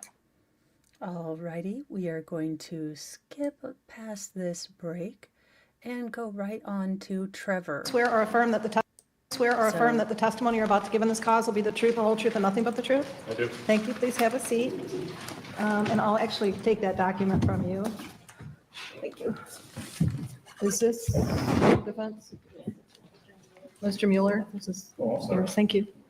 And sir, you've got the microphone in front of your mouth. That's good. If you could give us your full name. Okay, Todd. Todd gave some really good genes to these boys. Well, isn't he a little cutie patootie? He is married, ladies. I am sorry. But good genes in that family. And spell the last, please. Trevor Stermer, Stermer. Thank you. Ms. Seidemann? Thank you, Your Honor. Trevor, did you know Todd Stermer? Yes, I did. How'd you know him? He was my dad. And do you know Linda Stermer? Yes, I do. How do you know her? She was my mother. And in 2007, the time And boom, we are going to go back to that because, sir, let me tell you, take that power back. Take that power back. She was a mother, just like Lori Vallow was a mother, just like Megan Boswell was a mother, just like Letitia Stalk was always a swamp donkey. Look, I give her no passes. Just like Andrea Yates was a mother, Susan Smith was a mother. We are going to baconate and just watch that stick of dynamite go off, you guys, because that was chef's kiss. And back again for that. He was my dad. And do you know Linda Stermer? Yes, I do. How do you know her? She was my mother. And in 2007, at the time of the fire, how old were you? I was 14, turning 15 in a month. Where did you live? Lawrence, Michigan, County Road 215. Who lived with you in that house? My parents and my two brothers, Trent and Corey. Can you describe the house for the jury? It was a large house. My dad had built it from the ground up. We were all very proud of it. It's a wonderful home for our family. How long did you live there before the fire? We had been there 2 years, approximately. Was it 100% finished? For the most part, I would say 95. What the hell is this heifer doing? It's like she's smiling at him. Look at this. Like, this dude basically said you're dead to him and you're trying to smile at him. We're going to slow it down. That little Was it kind of uptick. 100% finished? Just weird. She's For the such a most part, I weird, would say gross 95. donkey butthole. Was the 5% carpet and floor coverings? There was a couple decks that were left unfinished on the outside. There was maybe one room that didn't have carpeting at that point. Well, Go ahead, I'm sorry. the basement, I don't believe that was ever supposed to have carpet. We had an epoxy ceiling on the floor and then area rugs, but that was what it was meant to be. That was what it was meant to be? Yeah. And then did you have a ceiling in the basement? The bedrooms did. The main area, I don't believe that that was supposed to have a ceiling at that point. Where was your bedroom? My bedroom was a loft area, the third level of the house. So not the basement, right? Well, I was only in my bedroom, the loft area, for about a week, maybe. My dad was working on it a couple weeks up to the fire and had just completed it. So I maybe only spent 5 nights in my actual bedroom. Other than that, I slept in the basement with my brothers. So when you say the loft, it wasn't the basement level, correct? No, And it wasn't the main level where the kitchen and the living room were, No. correct, right? So was it actually then the second story? She is looking at the jury or him. I can't tell who she's side-eyeing, but she is definitely side-eyeing someone. So either she is looking to see how the jury is taking this, or she is trying to glance at her son while staring straight ahead. Notice that she isn't trying to stare down with him. Maybe because she knows it won't work. yes, there was another set of stairs that went just to the loft. It was 1 bedroom, and that was my room. Was it an open loft? Nope, you would go up the stairs, and there was a doorway on the right that would lead to my bedroom. That was the only room up there. But on the left side of the stairway, Good there was a point, small little Average Deb. landing I area didn't that think looked of over the that. great room. Do you recall if you had smoke detectors in the house? Absolutely, yes. Do you recall how many rooms had smoke detectors? All of them. Do you recall if they were working or not? Yes. How do you know they were working? My dad installed every one of them. I knew how meticulous he was about his work and about safety. And there was times I could remember we'd be cooking in the kitchen or something, and smoke would come up, and all the alarms in the house would go off at that point because they were all connected. The whole house would sound.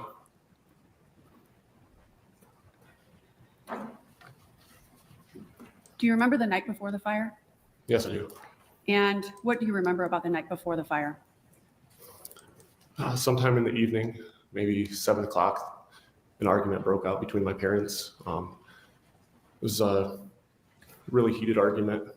We were instructed, I would have been staying in my bedroom upstairs in the loft area, but I was instructed to go down to the basement with my brothers because it was such a heated argument. And Do you recall what it was about? yes, What was it about? well, we could hear very clearly the argument. I mean, it was loud and you could just hear through the whole house down there. But it started with finance and some issues that they were having, particularly Linda's horses and how that was drained. Oh, and thank you for that information, Old Line Red. Yeah, but he does look like he's here. He looks like he's alert and ready to answer questions. And again, you 3 young men, there is no greater testament to the work and effort and love that your father put into your lives than by you becoming the men that you have and standing up to your monster, telling the truth about what happened all those years ago, going through this again. I mean, I can't say this for certain, but I know as a mom, as a parent, I'm just amazed by you, and I am sure that your father is proud of you. Draining our family. There was a lot of, the argument was spent about infidelities on Linda's part. Do you remember how late into the night that arguing happened and that fighting? I would say 10:30 p.m. And you were in the basement then at that time? Yes.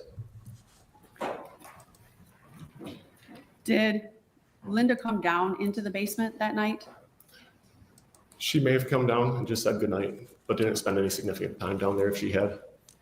She didn't watch TV with you? No, Didn't cuddle with anyone on the couch? no, Didn't sleep on the couch? no. Did you ever see your dad and Linda get physical with each other? Never saw physical violence.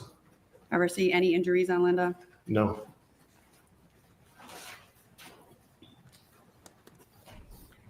You slept then in the basement that night? That night I did, yes. Whose room did you sleep in? With my brother Corey, his and Trenton's rooms were connected. Did you hear your dad working on the furnace the night before? No, he did not come down that night. Oh, sorry. Had you spoken to your parents about what would happen if there was a divorce? I had a talk with my dad at one point, never with Linda. And that was prior to the fire? Yeah, a couple months prior to that, my dad and I were sitting at the table and doing a Bible study, and he had brought up some issues that they were having in the marriage, and he said he was only sticking it out because of us kids at that point. And I told him, obviously, I would want to be with him. I would have lived with him if there was any split. And then you stayed in the basement all that long and slept? That night, That yes, night? I had. Do you recall what happened when you woke up or how you woke up? I woke up earlier than my brothers that morning, probably 8 o'clock, 8 a.m. And I tried to go upstairs, and Linda had stopped me. Gregory, I don't know. I know our toilets are a pain in the butt. I know there's scouring sticks, but I don't know how they do on porcelain. So I've heard that the pink stuff is really good. I am hoping to get some. If it works on my toilets that are really old, I'll let you know, because I'm kind of dealing with the same problem. Halfway up the stairs and told me to stay in the basement. I said, I'm going upstairs to get something to eat. She said, no, I'll bring you something down, and brought me down a Pop-Tart or a granola bar, something to that effect. So I went back downstairs and started watching TV. Then maybe around 9 o'clock, an argument broke out between my parents again.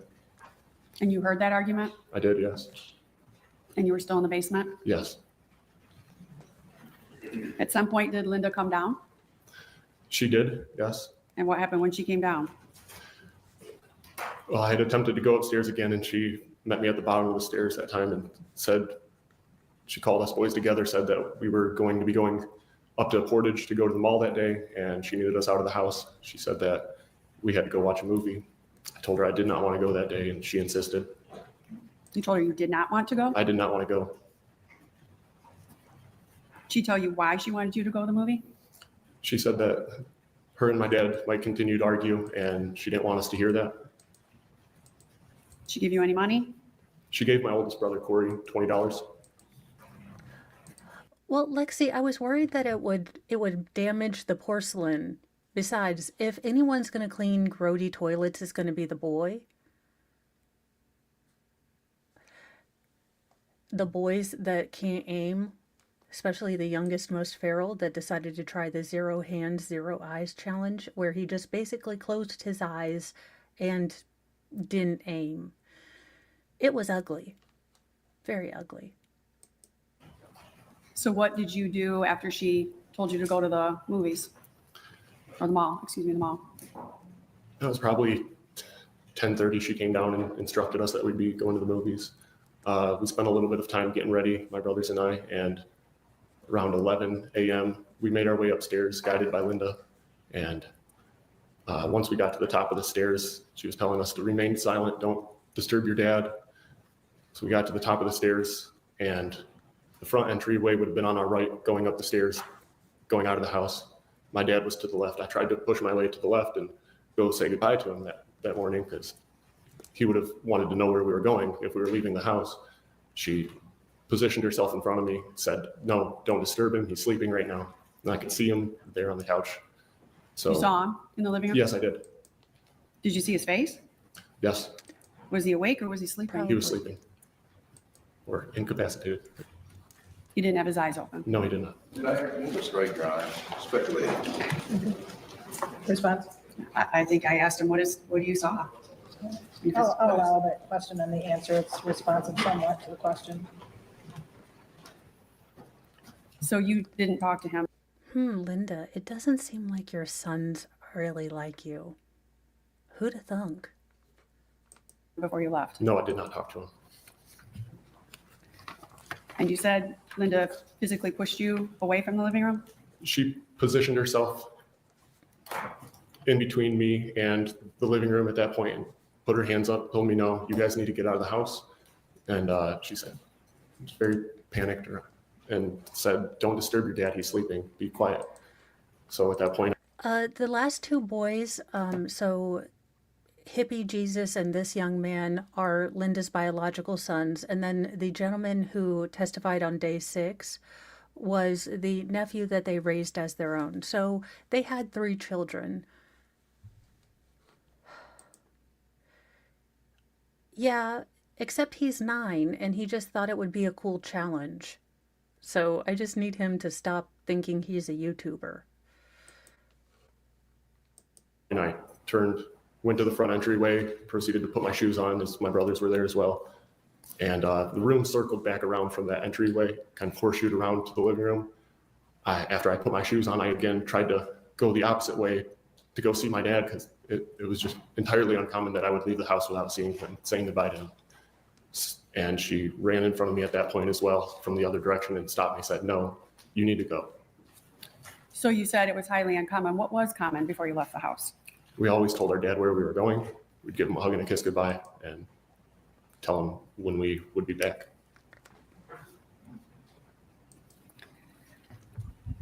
Was it common that your mom would leave her purse in her vehicle? I don't think it would have been too common. Her purse was always with her. Did you see her purse that morning when you came up from the basement? It's possible. I can't say for sure. Did she ever ask you to wait while she took her purse out of the blazer?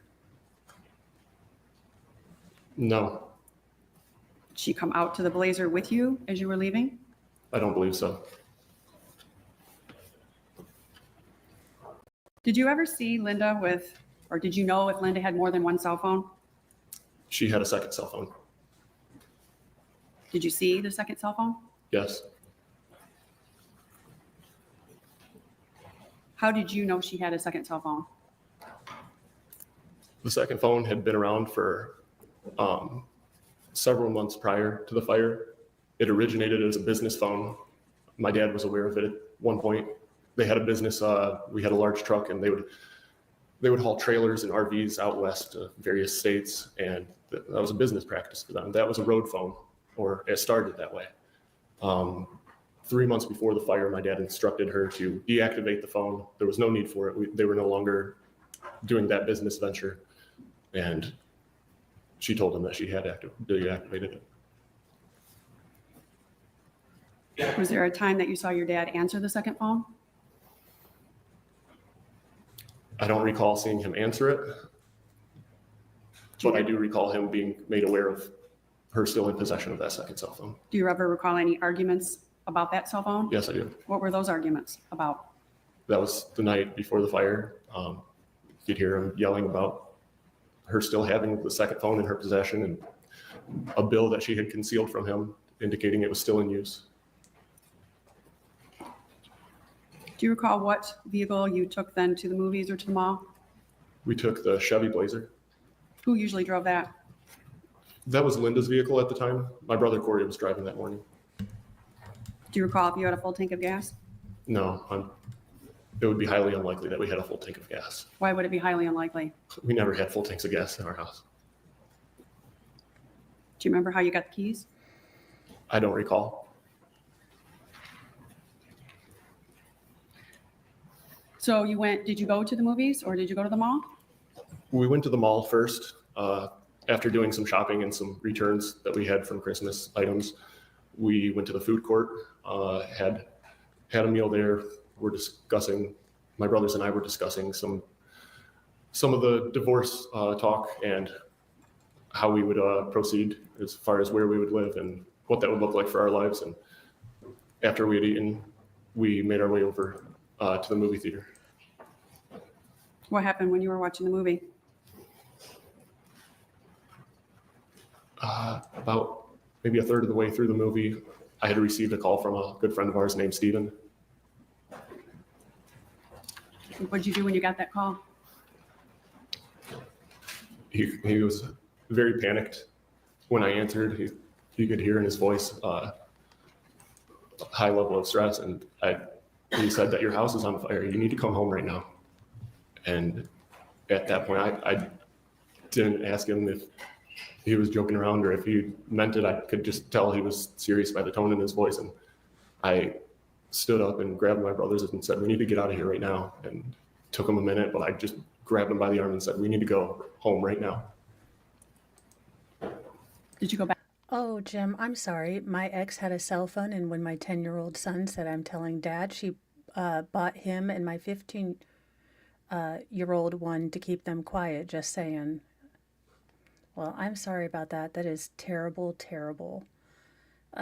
You know, I will say, Chucky, not for a whole long time, but can I borrow a single maid? I will pay, I will do that, but 6 bathrooms is a whole lot for a person who has a hard time going between a tri-level house.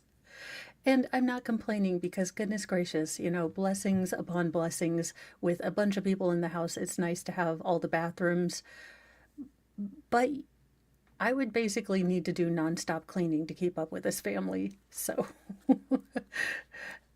if I win the lotto, I'm not saying that I might have a person who comes and helps me clean, but I'm not saying I'm not. Look, I'm never dusting again if I win the lottery. Just never. You can't make me. I'm not going to do it. Back to the house? We did. What'd you see when you got back there? Could see our home up in flames. We were stopped at the end of the drive. They had it taped off, but the house was engulfed in flames. I remember looking at my bedroom in particular was just gone. The top level. Hey Chucky, how's the weather down there? Is it hot, humid, and full of rainstorms, or is it kind of dry? Asking for a friend who needs to move to a better climate that is in Arizona.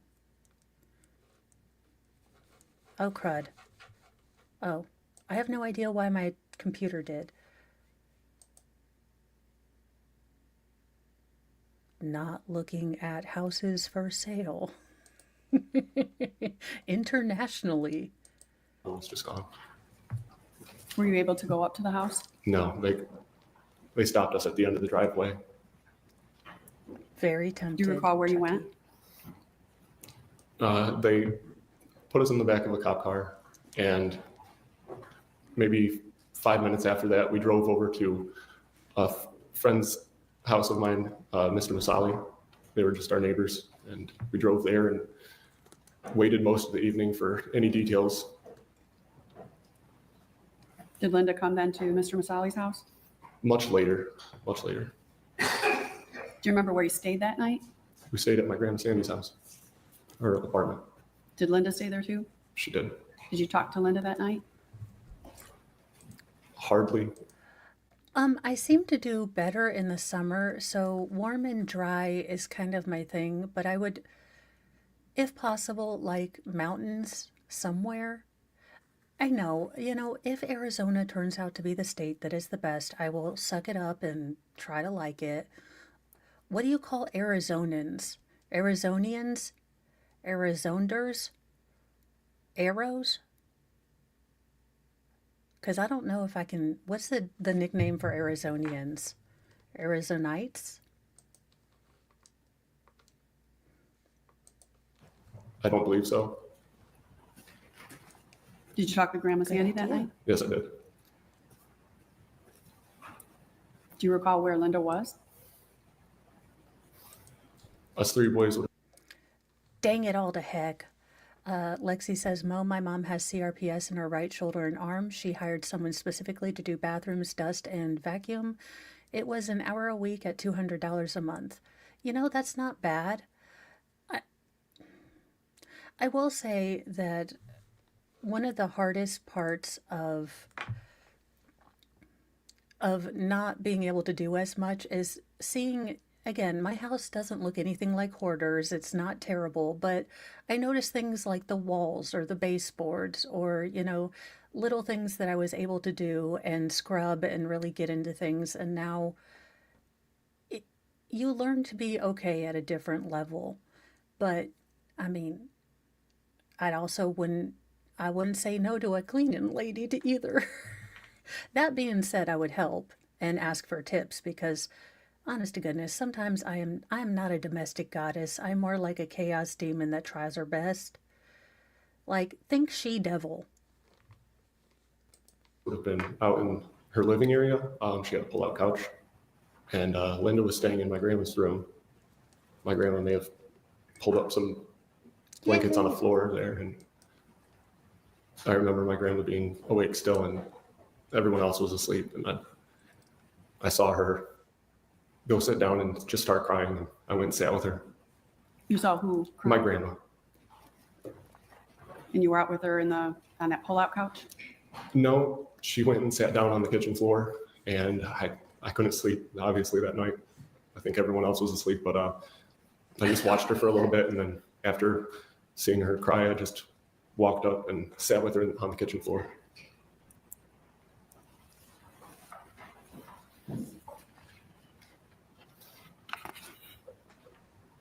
Did you remember that if you had any pets at the time of the fire?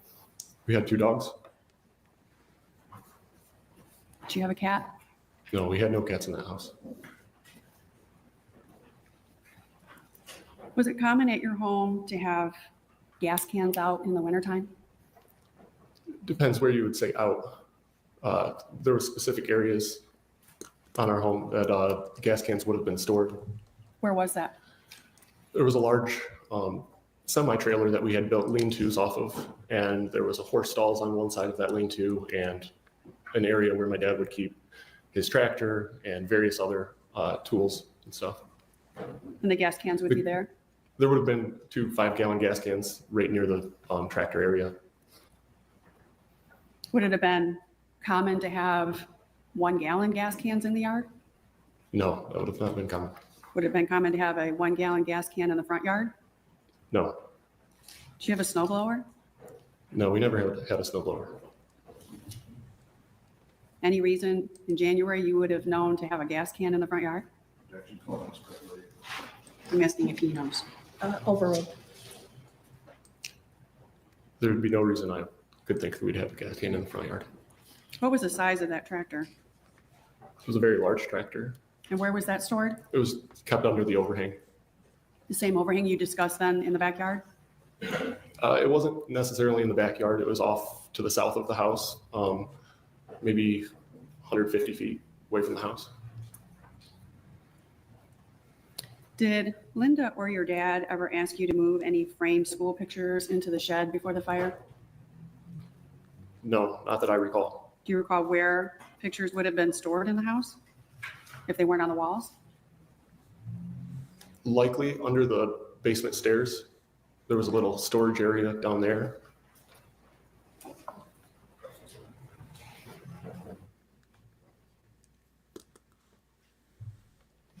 Where were the Christmas decorations? Well, hey, Joe, there is a difference between a child's job of cleaning a toilet and an adult who's really good at cleaning it. And I mean,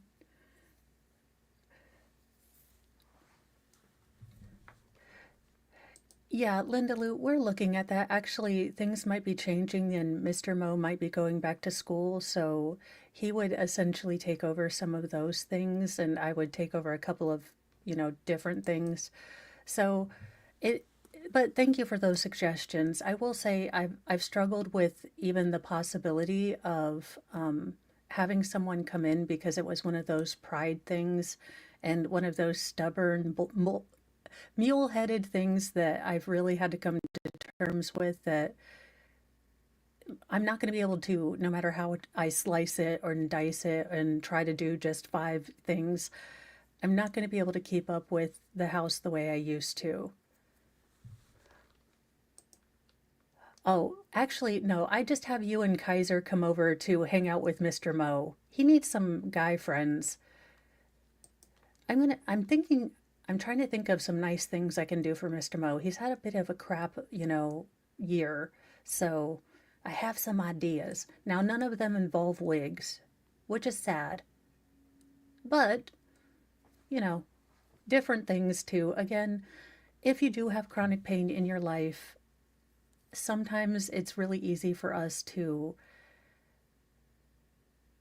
just get used to all the things our partners do. So be really sure that you're appreciative. I know I struggle with that, so I'm really trying to be appreciative and thank him for everything he does. But also to gracefully receive, different, help. I've also had to learn that, and I'm still learning that. Oh gosh, this young man is breaking my heart. Stored in the house.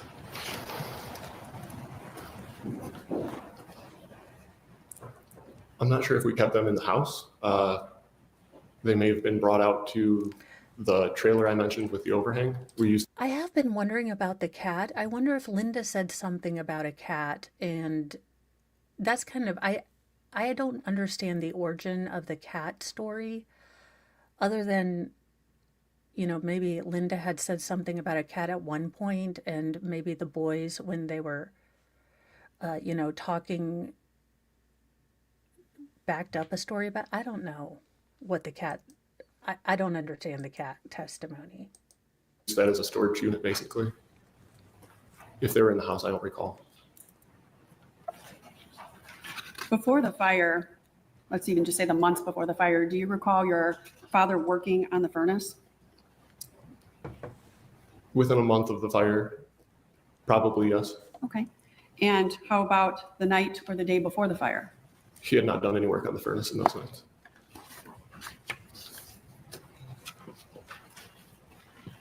Had you had issues with the furnace? Likely a month before the fire, but not directly leading up to it.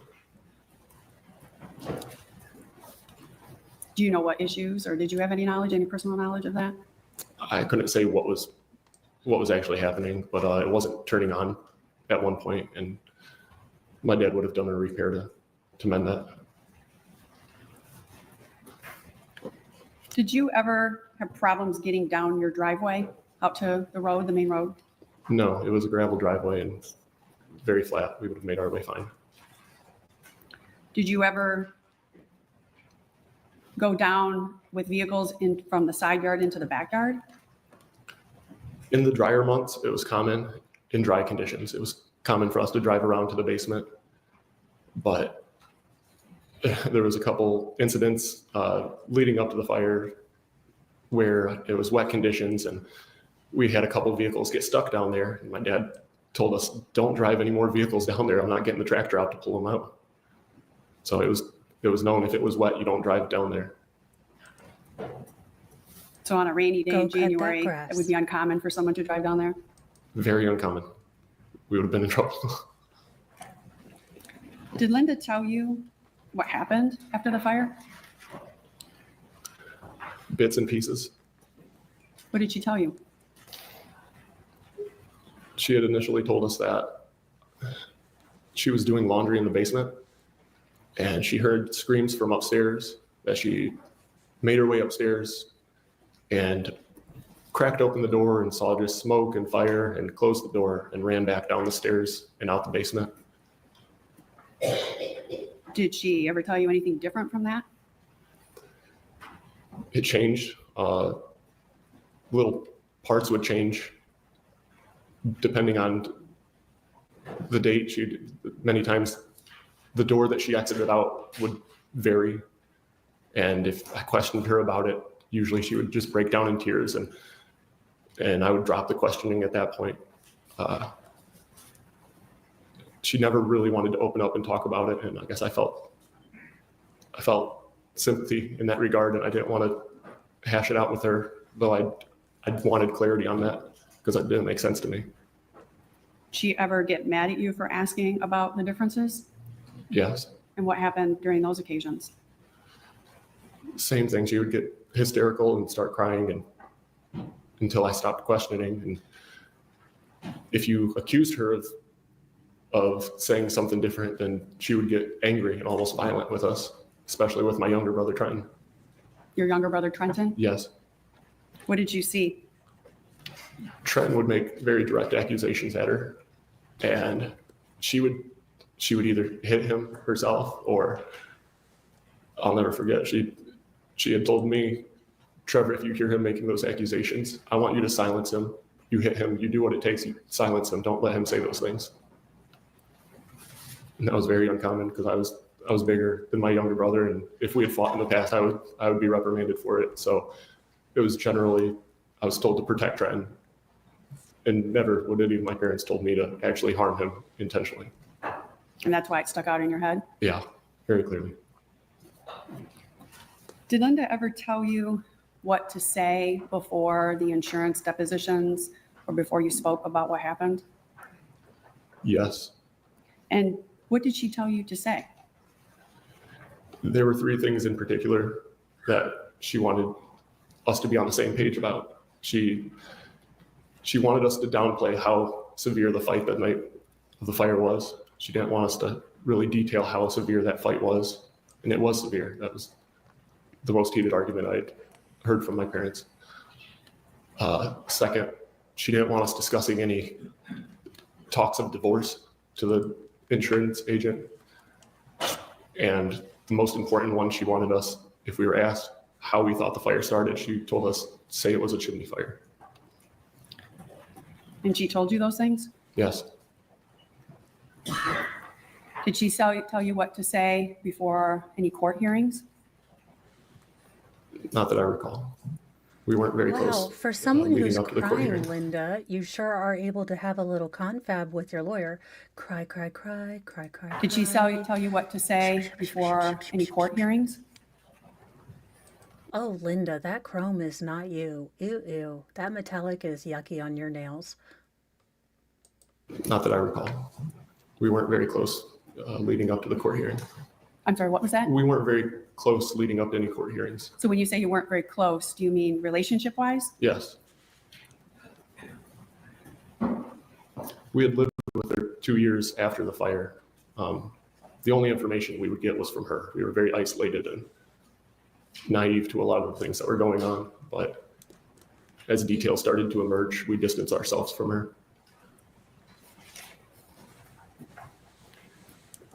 Did she ever talk to you about her affair? It was pretty common knowledge that it did occur. She did not want to discuss it, I'm sure of that.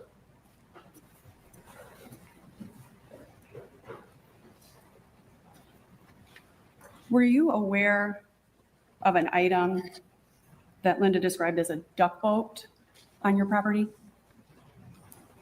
Yeah, What was that?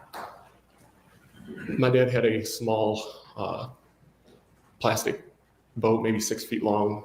It was a rowboat of sorts, and we had a very large pond in the very back of our property. It's probably a 30-acre pond, and he would do duck hunting back there. He used that boat to just to do some of that hunting on. On your pond? Yes, And you said it was plastic? yes. Did it have any seats in it? Okay, since I kind of want to, if anyone is a duck hunter, do you hunt them in the air or on the water? And I'm not trying to be a moron. I just like, is hunting them on the water considered cheating? Or do you take them out of the air? Or do you just catch them with a net? Look, I seriously don't know. Oh, so do you have like a dog with you that'll go run into the water? Or I guess if you're on the boat, you just row to get the, do the bodies float though? Because if you're on a lake, you know what? I'm sure I can watch. Makes sense. I know Fry wanted to eat a goat, or not a goat, a goose. He wanted to catch a goose so bad, and those geese scared the hell out of. Fry was a big, he was like, I'm a German Shepherd. And then the goose would come going, top, top, top, top, top, top.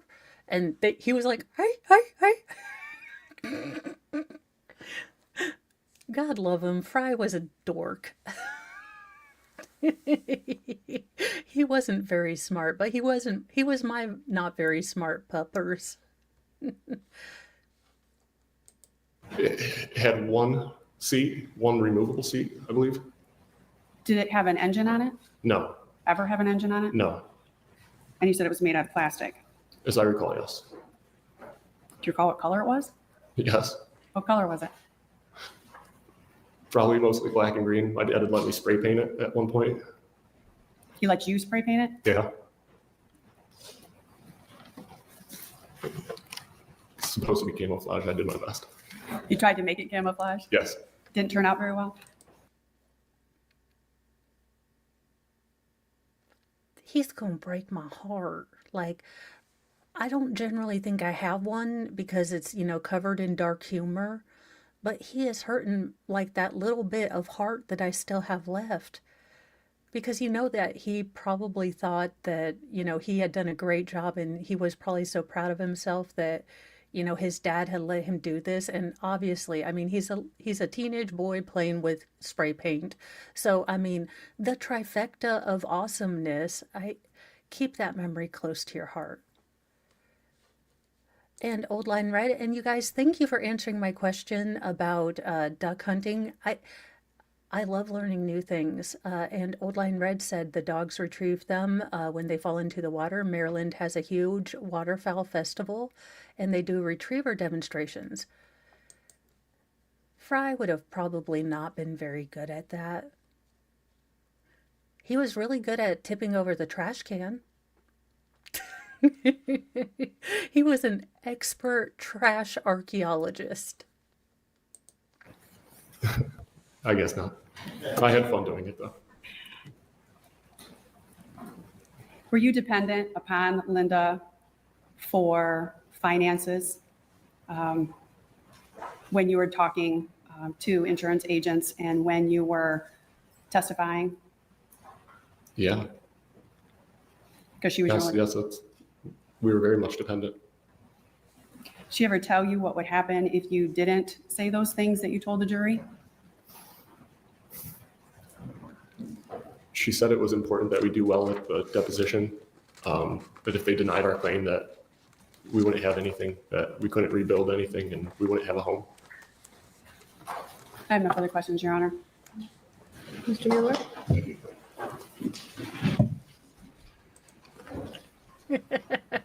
Add Fry to that. He would have done that.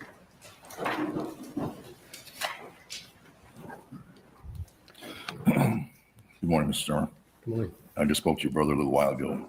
I'll tell you the same thing. I've got some things I just want to clarify and understand. This has been difficult for you. I just hope you understand. I'm just trying to do my job. Yes, sir. You, in this case, in January of 2010, you remember that? Okay. And you remember, did the jog your memory? Yeah, I remember I gave testimony in court. A testimony? Yeah, like this, just like what you're doing. Yes, 2010. Okay. You were under oath back then, remember that? Yes, I do. And you were 17 years old, right? 15 at the time of the Probably fire. 18 at that point. 18, an adult. Yes, sir. You would have known what it meant to take an oath, to swear, tell the truth, Yes, sir. right? This particular line of questioning, I don't think is going to win the defense any points. I think that any logical, juror is going to realize that family ties are going to bind a lot more than legal ramifications when you are at that age. Again, legal ramifications are an abstract thing. I mean, again, but your mom's wrath is a very concrete and known thing. So honestly, they probably thought, okay, well, if the court finds out, I'll go to jail and I won't be around Linda. You were also interviewed by a police officer roughly October of 2009, just a few months before that hearing. Remember that? Vaguely. But you remember you talked to a police officer. What did you say the date was? October. Of Fall. 2009? Yep. I don't recall a specific conversation at that point. Yeah, that's okay.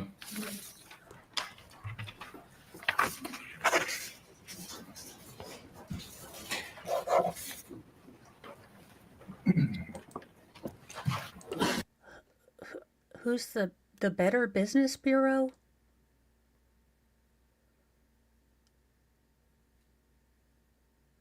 I don't know what BBB is, so I guess I'm not on watch.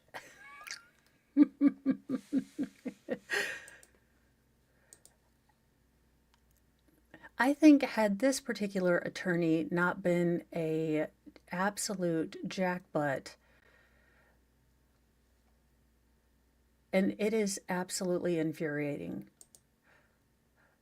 I sat on a PDF kind of case, and the defense questioned all the kids this way. They were lying or at fault. It just infuriated me. Yeah. Oh, the hail stuff. Okay. Sorry, I am so lost on the Hales. I think I stopped following them about the third time. Uh, I tried to watch the deposition and couldn't get through it because she's so crazy. I'll show you a document. So it's a follow-up report with Trevor Stermer from October 18, 2009. You see your name on there? I do. All right, that kind of Oh, jog your memory. Oh, KLF. yeah, now I Oh remember. no. I gave a statement or interview to the police.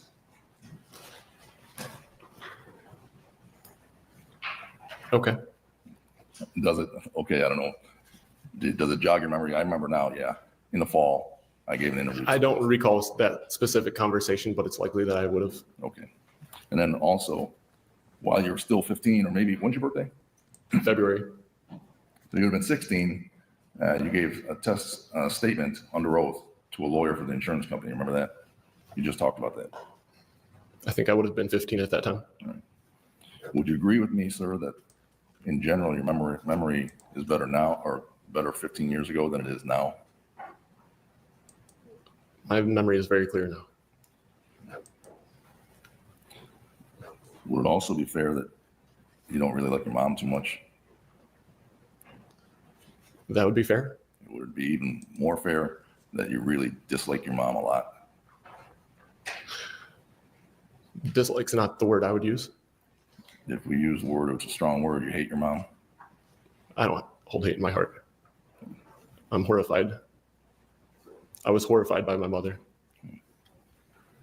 But when you gave the testimony in a court hearing in Holy shit. That was the mic drop. I don't know how much stock they're going to put in Trenton's testimony. But I think all of the boys have been incredibly powerful. I think that they are saying their piece, and what the state said about the boys finally saying their piece, that they are grown men now, I think has been very, very clear that this is their chance to speak. Linda's got to go on 2020 and, do all of these things. Again, he didn't need to ask that question. He didn't need to elaborate. You don't like your mom. He could have stopped it there. But he allowed him the opportunity to really say the word. And you're a better man than me because, hey, I'm okay with that. January, you had been living with Grandma Stermer for about 6 months, right? October 2009? No. In January of 2010, you gave testimony at a court hearing. You remember that? Yes. I was not living with my grandmother at that time. Who were you living with? I was living in a student apartment complex called the Arboretums. Not with any family? Not with any family, no. Okay. You had been apart from your mom for some time, since about the summer of 2009, right? Correct. Your Honor, may I approach too?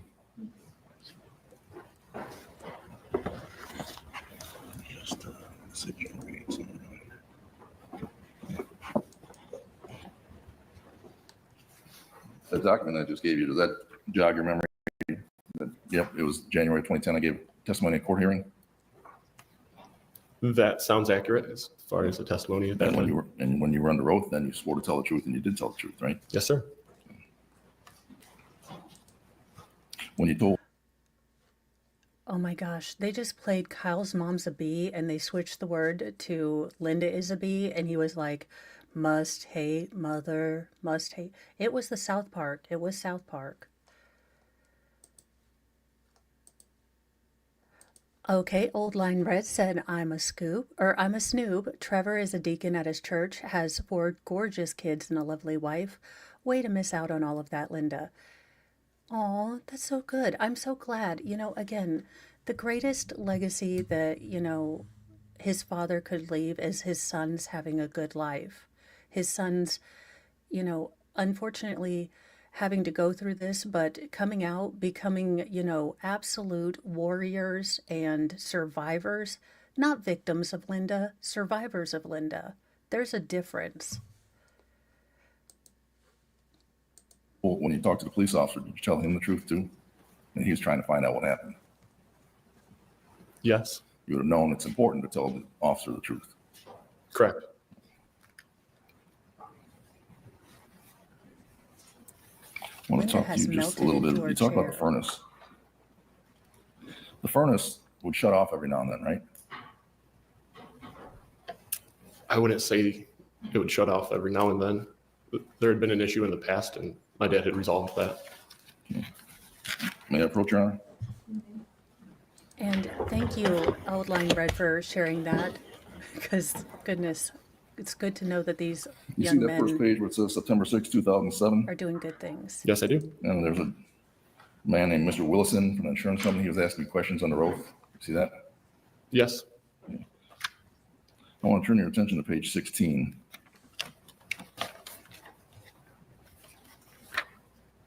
Lines 20 to page 17, line 2. You see that? Yes, I do. You were asked the question, any furnace trouble? And your answer was, our furnace every now and then would, if we turned it down too low, it'd switch off and my dad had to reprime or something. And then he asked you, did you ever have to do that? Did he teach you how to do it? You answered, he never taught me how, but he like had me hold the bottle while he drained it. See that? Okay. So it was every now and then, not just one time, right?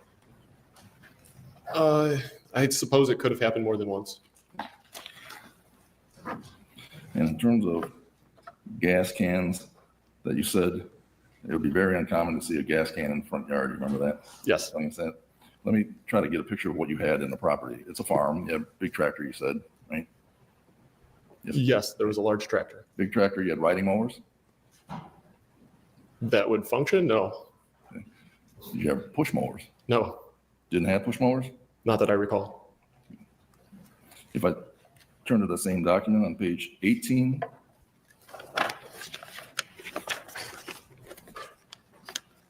and I'm looking at line 2 to 4. Okay. See that? Does that jog your memory? Oh yeah, you had riding mowers and sometimes your dad would use the tractor. Like I said, Riding there was mower. riding mowers on the property, but they were all broken down at that point. Did you ever use the big tractor? Were you old enough? I had. It's used in the wintertime to drag bales of hay for the horses, right? I would assume we used it to assist with the horses. I don't recall specifically what attachment we would have had to move large round bales of hay though. But you wouldn't disagree that horses had to be fed in the winter too. Absolutely. And they have to have, and then you had bales of hay all around the property, right? Or you brought them in. Sure, we brought in hay. Okay. And so you'd use the tractor to drag the bales. If they were round bales, that would be accurate.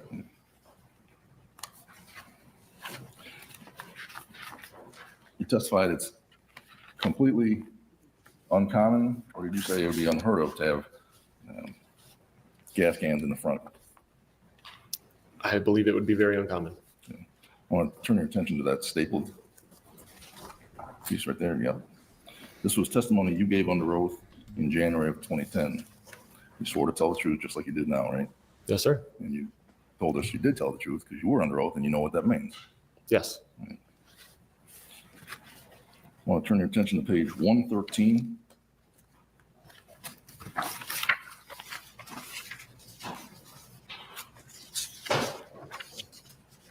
Okay. On line 13, you were asked a question. Well, going back a little bit, you'd say you had 3 or 4 gas cans, you had a riding mower. You see that just a little bit above that? Yes, I do. Okay, and then it wasn't unusual for your mom to be the person who filled gas cans, was it? And your answer was, it wouldn't be unusual. No, right? For her to fill gas cans? Yeah. No. It wouldn't be unusual. No, it wouldn't be terribly unusual. And your dad would too, I imagine. I'm sure we all would. Yes, but that has nothing to do why it was in the front yard when the house was on fire. Looks kind of sus. Then it says, line 16, and it wasn't unusual for there to be a gas can near the front of the house that needed to be filled. Was there? The answer was depending. Then the question was, sometimes when the cans were empty and they needed to be filled, rather than leaving them out. I guess I'm going to object again. Instead of reading the testimony into the record, if he wants to ask a question about a prior inconsistent statement or use it to refresh his memory, I prefer that we use the proper form instead of reading testimony. If I may be allowed to retort. You may. He said that Oh, for the love of unholy Hagasack. Sir, the extent of my medications, ability to keep my mouth in control is being stretched to its ever-loving limits. So I'm gonna need you, Mama Mo's gonna need you not to step on the very last scintilla of Jesus I have left in me. Scintilla of Jesus, Mo's Christian album. it was completely uncommon to have that. I'm showing him his testimony and impeaching with prior inconsistent statement under oath at a trial. And that's fine, but I would do it in this framework of prior and consistent statement. Didn't you say didn't you say? And just ask specifically about the question. Correct. Thank you, Your Honor. It can be, was this question asked and this question answered? I think the proper way is to say to the witness, isn't it true, or something to that effect? Isn't it true that at the prior hearing you said? Isn't it true at this prior hearing that you said it was not unusual for gas cans to be left by the front porch, where they'd be picked up, put into a vehicle, taken to the station that they could be filled up? And your answer was yes. Isn't that true? That is what it says, yes. It says that, and that answer was given to that question because it was the truth, as you just told us. True? Like I said previously in the answer, depending, there would be circumstances. But then when you ask a specific question, just a little bit further, it wouldn't be unusual to have these by the front porch, and your answer was yes. Am I right? I did say yes. And you did say yes because you were under oath to tell the truth, Yes. and you did tell the truth. I think it was a complicated question with layers, and I was instructed to give a yes or no answer.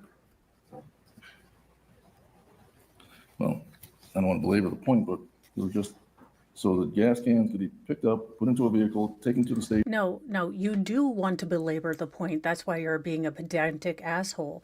Now, it's really interesting because you defense attorneys ask yes or no questions that are also layered, and you are instructed to answer yes or no, and that gets people to, start blurting out stuff.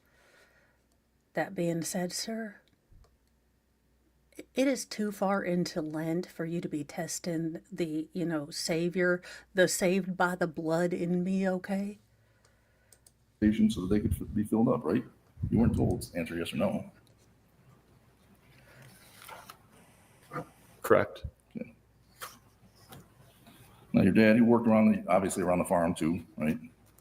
Sure. But your mom, she loved that house and she loved the whole property, her being a horse, I'm gonna say fanatic, horse lover. She certainly loved her horses. Okay. Oh, that was pointed. She did certainly love her horses. She didn't love her sons and her husband. Again, that's what we call subtext. There were many layers to that statement. One, the surface layer of yes, she loved her horses, and yeah, can we say that I don't think Linda's going to get a lot of Mother's Day cards? You didn't think of the house as just someplace to live, did you? I couldn't tell you how she felt about it. Well, let me direct your attention to that other testimony on this little binder.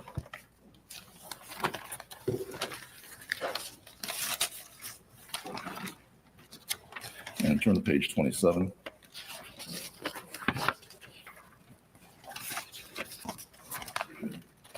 Line 15. You did know at that time that she cared about the house, right? Your Honor, I'm going to object again. If he wants to ask you to refresh his memory. Absolutely need to get that shirt. It is my favorite saying. I love that saying. It is like the one thing that gets me through the day half the time.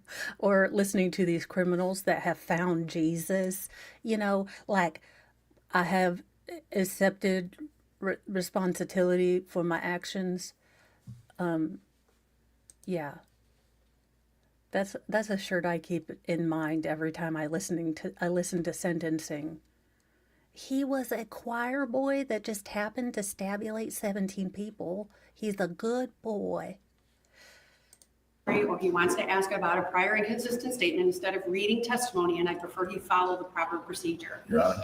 At He didn't say this it time, was he is following the proper procedure for prior and consistent statements, so I will overrule. Okay. You did. Oh my God, you two are gonna.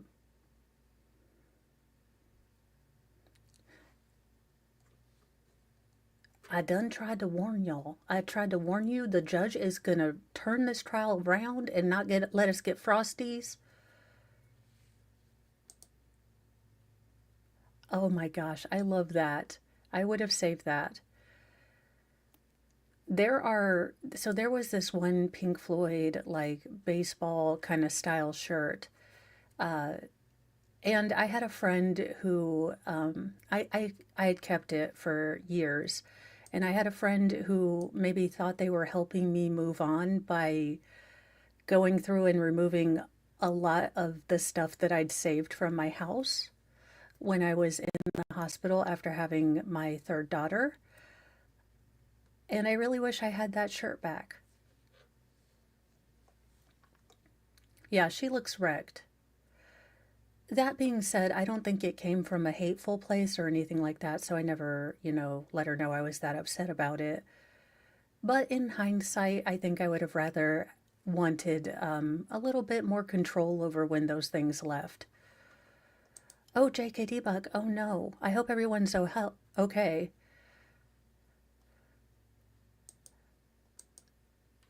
Well, I try not to assert motives to people when I don't know exactly why they did something.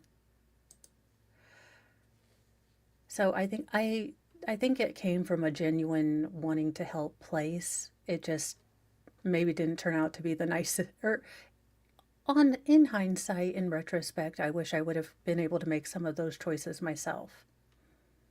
You'd say that your mom cared about the house. I said she cared about it. I don't know to what extent.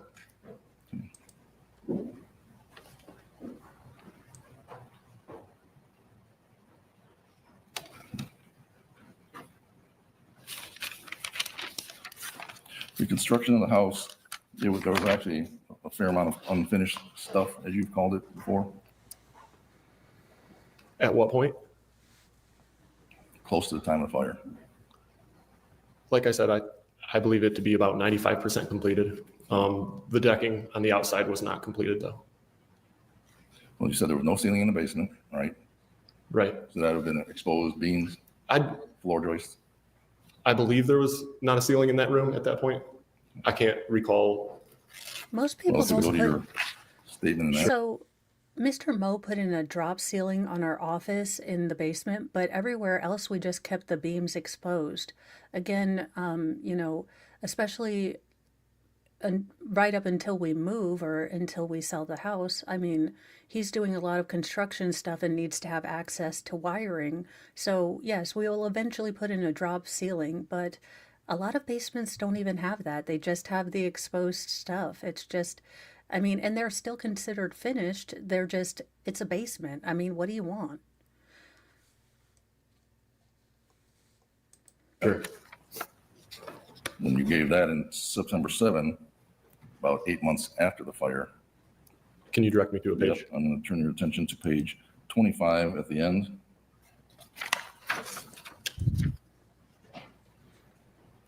To page 26,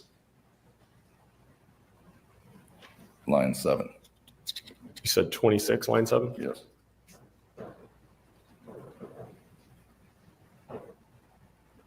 Does that jog your memory about the condition of the ceilings in the basement? Yeah, that would seem accurate. There wasn't drywall on the ceiling at that point, and I don't think it was meant to be drywalled. It was open rafters, right? Yes. That's There was normal. no ceiling in the basement. Okay. I just want to make sure you and I are clear, right? Sure. Okay. And as everybody has told us, the entire living room floor was OSB subflooring. May I clarify a little bit there? There were rooms in the basement with ceilings. Understood, we heard some bedrooms, Sure. but generally in that whole living rec room area, it was subflooring. I mean, it was floor joist, Okay. right? Yeah, that would seem accurate. Okay. And as we talked about in the living room, it was nothing but subfloor OSB, that press board with some throw rugs. Yeah, very large area rug. Okay. And probably a hearth in front of the fireplace. So there was, and I'm not talking about trim finishes, there was exposed wood in the first floor main living room area, not just carpentry trim, right? Exposed wood on the ceiling?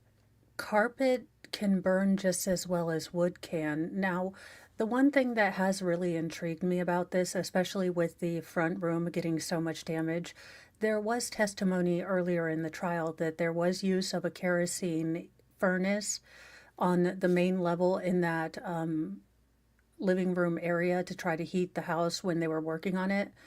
And there was testimony that some of the kerosene would spill sometimes.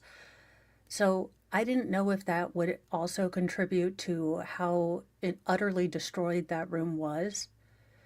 And I thought most carpet was plastic, which is a petroleum byproduct. I could be wrong, but I would think that shag carpet would burn just as well as OSB. I mean, look, I'm not a constructionologist, oleologist. Not on ceilings, just in general, the bay windows and that kind of thing. The windows were framed and finished. That's your recollection? Yes. Do you have a question where they asked if the When you windows gave were testimony framed? in September of 2007, Linda Stermer had a lawyer, right? When I gave testimony in 2007, Yes, in this little hearing, that the we deposition. Yeah, deposition. Okay. You met with the lawyer, right? His name was Jeff Getting. Remember that? Okay. Do you remember that? I don't specifically remember a conversation with Jeff Getting at that point in time. Do you recall him telling you, just tell the truth? The most important thing is to tell the truth. Do you remember that? I don't recall him saying that. Let's look at page 31.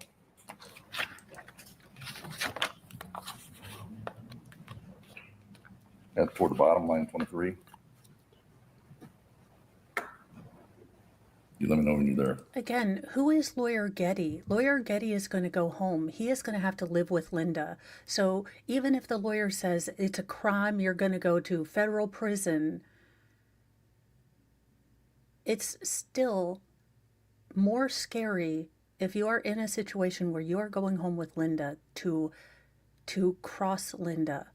And I understand that the defense attorney isn't, getting into the very intricate, psychological and relationship tangent and kind of layers of manipulation and grief, guilt, coercion that these boys were feeling. Because on some level, she's still their mom. And that's an incredibly hard dynamic to deal with. Imagine these boys have to, acknowledge her as their mother, the person that they used to love, and now as, their monster.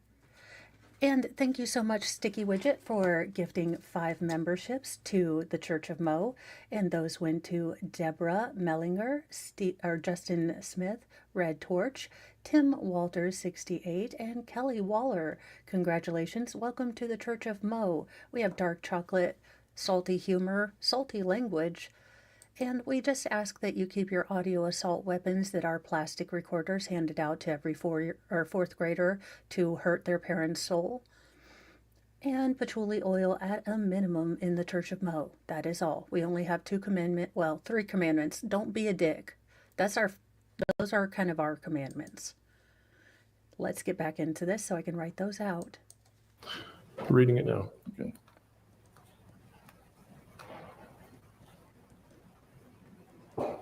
All the way to line 9 on the next page. Your Honor, I'm going to object. This is hearsay what the conversation was with Mr. Getting.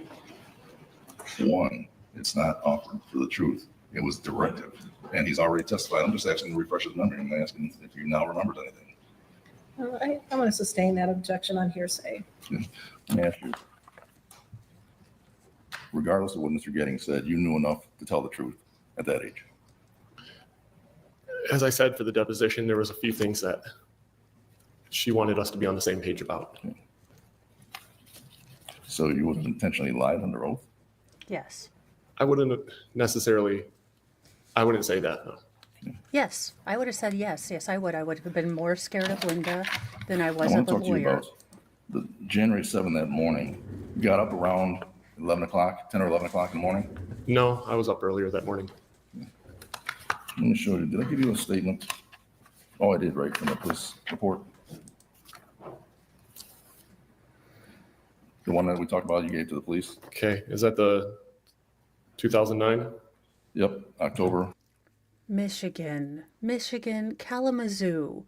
So Old Line Red. So basically Kalamazoo elected a prosecutor who was the same lawyer who gave this woman ineffective assistance of counsel in the first trial. This is just stupid enough to be real life. So probably yes. October 2009. 2009, okay. Okay. You said you woke up about 8 o'clock. Yeah, Did you tell the police officer on page 1 that you woke up between 10 and 11 a.m.? I don't recall telling him that, no. Any reason to think that this police officer got it wrong since you told us just now you told him the truth? Your Honor, I'm going to object speculation. I'm just asking if he knows. That's sustained. You were given $20 for food by your mom, My brother Corey was. but you also, you boys had their own money, right? Yes, And this, And you didn't mind going to the mall because you said there's nothing to do in Lawrence, especially for teenagers, especially on Christmas break. I did not want to go that morning, no.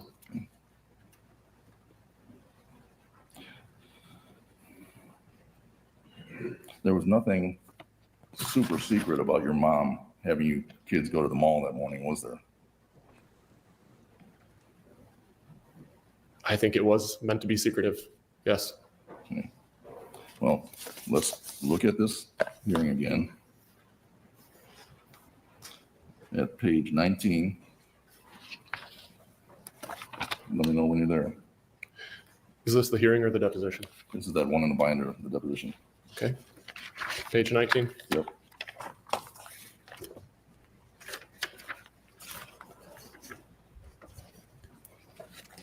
And then go to line 20. that is so awesome sauce. I mean, page 20. At the top. See that? Is there a line you're directing me to? Yes, sir. I didn't catch Lines that. 4 to 6. Lines 4 through 6 on page 20. That's correct. Okay. Well, you asked the question, so there was nothing super secret about getting out of the house and going to the mall. And your answer was no. That was your answer under oath, right? It appears so. When you swore to tell the truth, right? I would assume. And you did tell the truth, right? That's not how I recall it at this point. You also said it was very rare. Did you say it was very rare for your mom's purse and your dad's wallet to be in the cars? I don't believe I said that.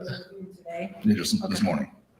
You were asked, remember you were asked questions about purse and the wallets being in cars. And was that common? You said no. Remember that? I think that's a mischaracterization of the testimony from earlier. Do you remember what you said? Other questions? I don't believe that question was asked this morning. Was it common, or I should say, was it not uncommon for a purse and a wallet to be left in the car, given you're in a rural area? My dad would have likely left his wallet and potentially keys in his work van. Yeah. But not your mom. I can't say. Well, if we look at page 2 of that police report you gave, Yes, because every 15-year-old boy pays close attention to what his mom does with her purse. The fact that he even gave an answer to this in the first deposition should have been sus as hell, because I can tell you my daggone near 14-year-old boy doesn't ever notice anything I do, I think. I swear, if a prosecutor, if a police officer was to ask him, does your mom carry your purse in from the car? He'd be like, my mom has a purse?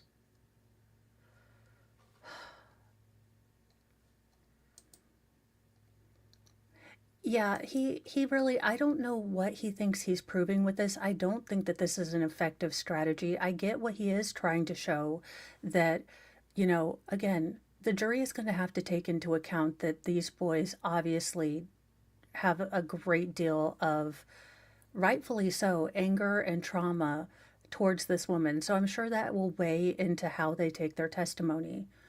But continuing to, again, point out what they said when they were under Linda's control, I don't know what point that shows for him. I don't know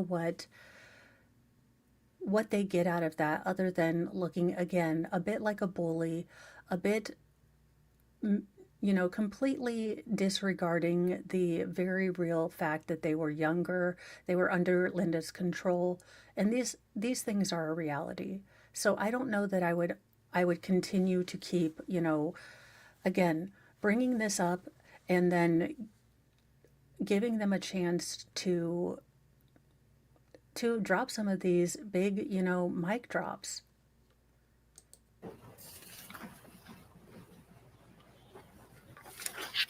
Yeah, I hope there's a highlighted second paragraph.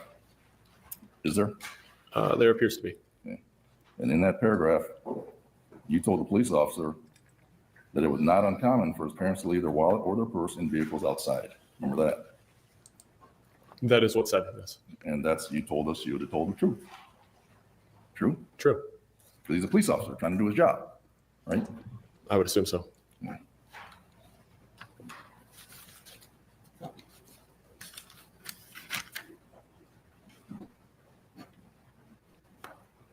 You said it'd be highly unlikely for the gas tank to be full in the Blazer. Do you have a specific recollection sitting here in 2025 when you went to the mall of the level of the gas in the Blazer?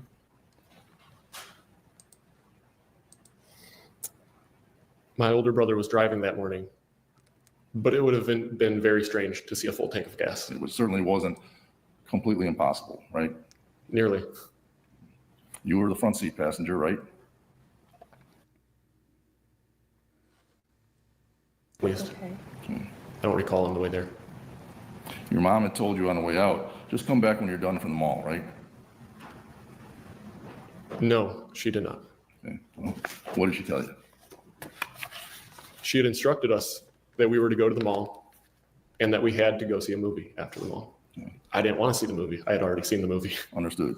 But she didn't tell you, I want you out of here until dinner time or 5 o'clock or anything like that, right?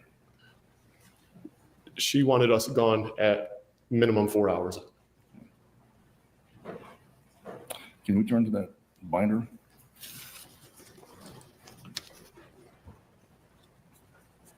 Page 16, line 8.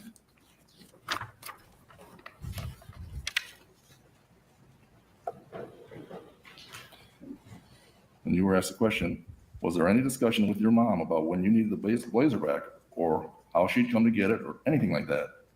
Your answer was, I think she just said, come back when you're done. Then you were asked, so it wasn't a specific time. You didn't have any plans that afternoon. Your answer was no. Was that true when you gave that testimony under oath? Yes, that was true. As I said, we were instructed to go to the mall, then to lunch. Your Honor, no I question. apologize. Move to strike non-responsive. You said you saw your dad on the couch, is that right? Correct.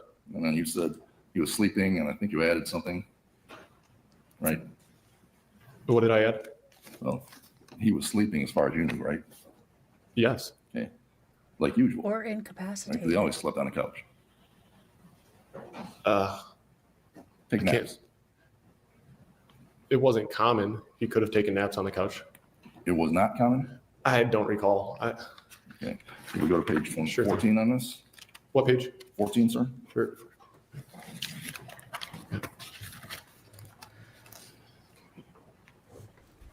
Line 25 to the next page at line 4.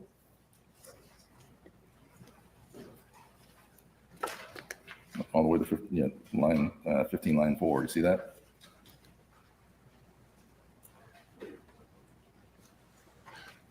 Page 14, line Line 25 25. to 15, line 4.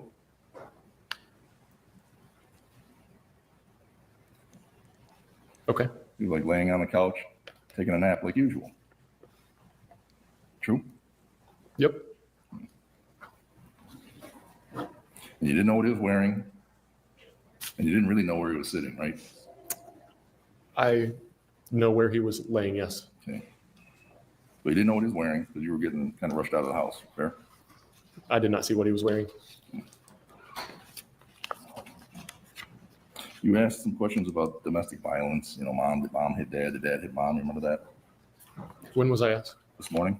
Okay. Do you remember that? Yes. Okay. You said you never heard dad hit, or you never saw dad hit mom. You remember telling us that? Yep. Did you hear dad hit mom? No. I know there was allegations, but that I had physically witnessed, no. Or heard? Or heard, no, I wouldn't be able to hear. They never hit you, the boys, right? Mom and dad never hit the boys. No, not out of anger. I would have been disciplined, but Okay. It was hold on, just a little bit more. Talking about the family relationship, everybody was close. You were equally close to mom and dad, true? Growing up. did you say equally close? Yes. No, I was my dad's son. We go back to this testimony again. On page 14, line 20.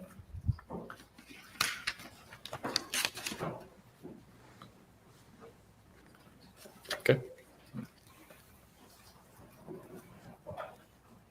And that would be line 20 to 22. You weren't closer to mom or dad, equal as far as you were concerned. And the answer was, yeah. See that? That's what it says, yes. And that's what it says when you're under oath and answer to that question, right? Okay. I was far closer to my dad. Even though you swore to tell the truth then. Yes. And if your parents were to split up, you said it was just kind of too close to call who you're going to live with, right? That's what I had said here. Under oath when you were sworn to tell the truth. I think it was irrelevant. My dad was dead at that point. Linda was all I had left. But you were just asked a question about if they had split. And there it is. That is exactly the point. That child at 15 knew that he wasn't going to be able to go to his dad's. He had no safe space from Linda, this hysterical, volatile woman who he, probably had inklings, had offed his dad at the very beginning.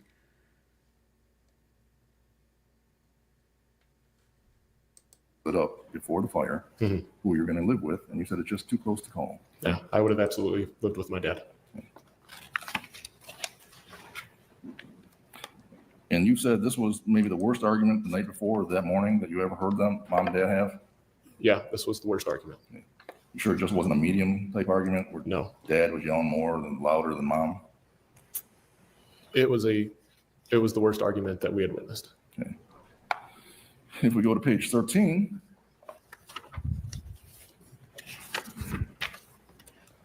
line 13, 17, see that? Yep. Did you tell that lawyer under oath that the argument was, in terms of level, was medium, I guess? That's what it says here, yes. Give me just 1 second, Your Honor. You said you tried to talk to your mom a lot about the fire afterwards?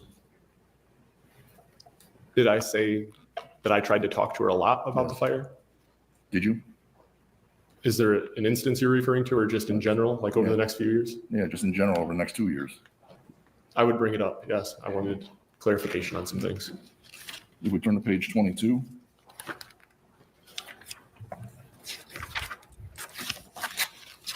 Line 6 to 14.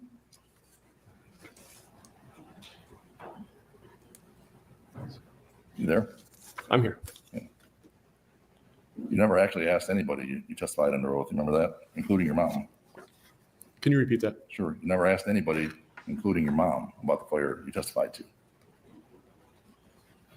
I have asked details of that day. But under oath, you said no.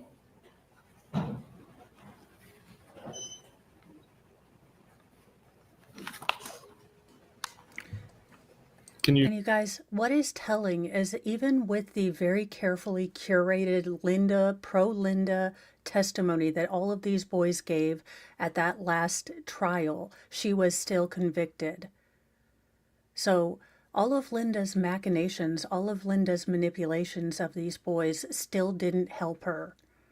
So really think about that. Really think about all of the mental abuse, the torture, the, constant, to one son, violence if he asked a question, if he was argumentative, the absolute turmoil of their lives. And all of that, the lying, every little bit that they did, the pro Linda script that they read, and it still didn't save her. It still didn't. So this defense attorney, really, I don't know why he's trying to impeach them, because again, on logic, if the lie testimony didn't work, then what do you think that is going to happen? Can you repeat which line that is? Sure. Just really quickly. Line 6 to 14.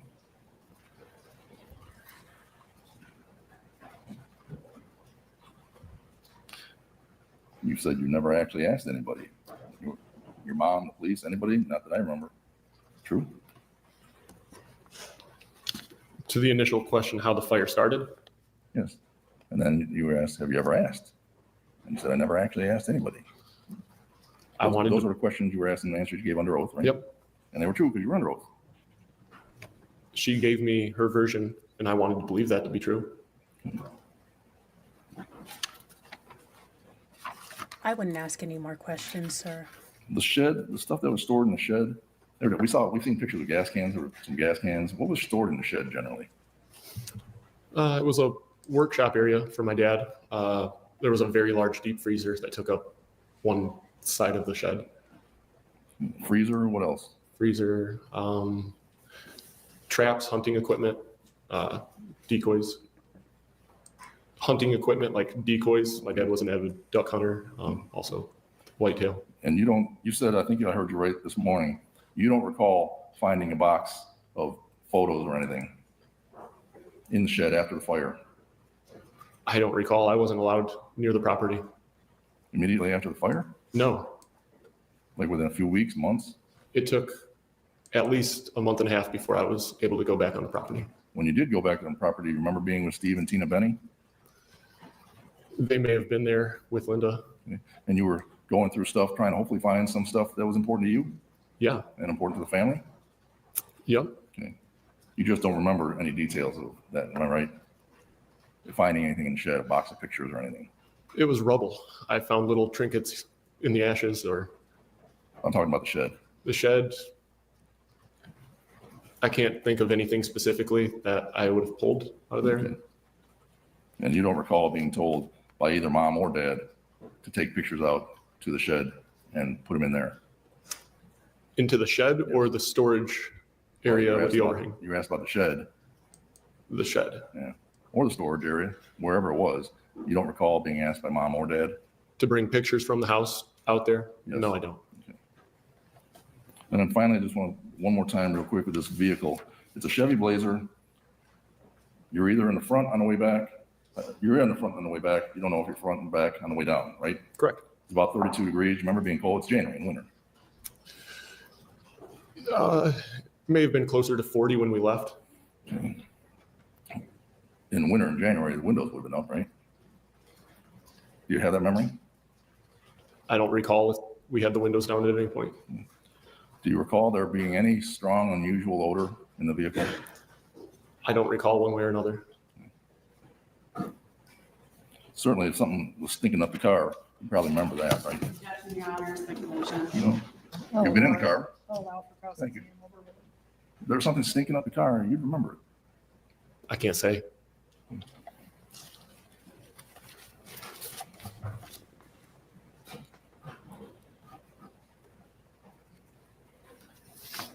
You smelled gasoline before, obviously, right? I have. You know it's a strong, pungent odor. I'm aware of what gasoline smells like. Have you ever had gas in your car before? Like just from filling up a gas can? Yes. Right. It smells, doesn't it? Yes. Give me 1 second to consult your honor.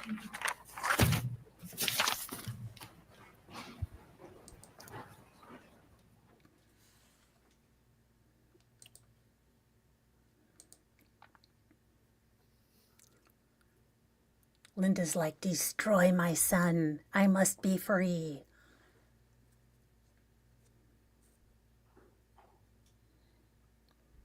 please go sit down. When you did find stuff, when you were rummaging around trying to find valuables, you said you found trinkets? Sure. I just want to know, I don't recall any specific thing. like baseball cards, you were a baseball card collector like I was when I was your age? I had a very large collection of cards. You find any cards? I did not. Do you know if anybody did? Linda had given me a stack of cards that she said that Benny, I believe. Steve? Yep. Her two friends had found. Okay. They were given access to the property and were going through it much more than I was able Okay. to. Thank you, sir, for your time. Yes, sir. Again. Thank you, Your Honor. I just want to clarify a couple of things. You said there were layers to your answer about why a gas can would be on the front porch. Can you talk about what you meant by that? I felt at the last time I was giving a testimony, I was instructed to give yes or no answers to complex questions. It is impeaching. It is fully allowed. The defense is doing its job. Now,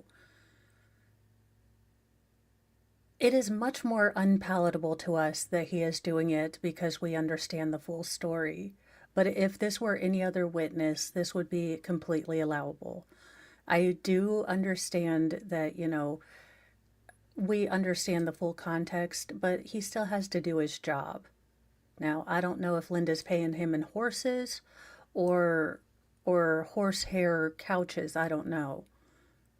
But that is a question to ask.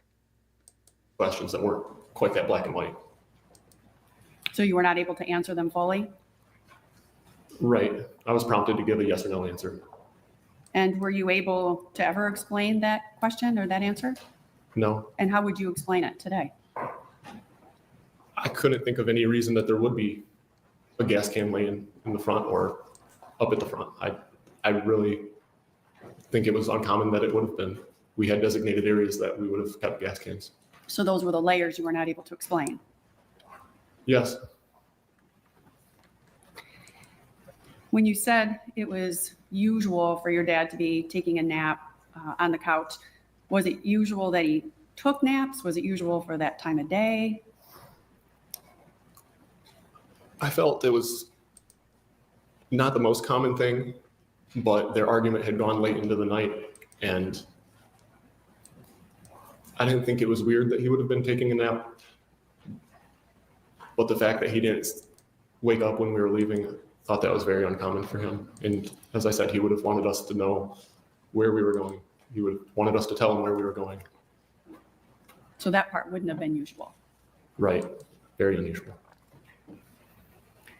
When you were asked about going to the mall and to the movie, you said that you felt you needed to be gone for a minimum of 4 hours. Why did you say that? The way that she had discussed it that morning, because I didn't want to leave. I remember trying to get to my dad.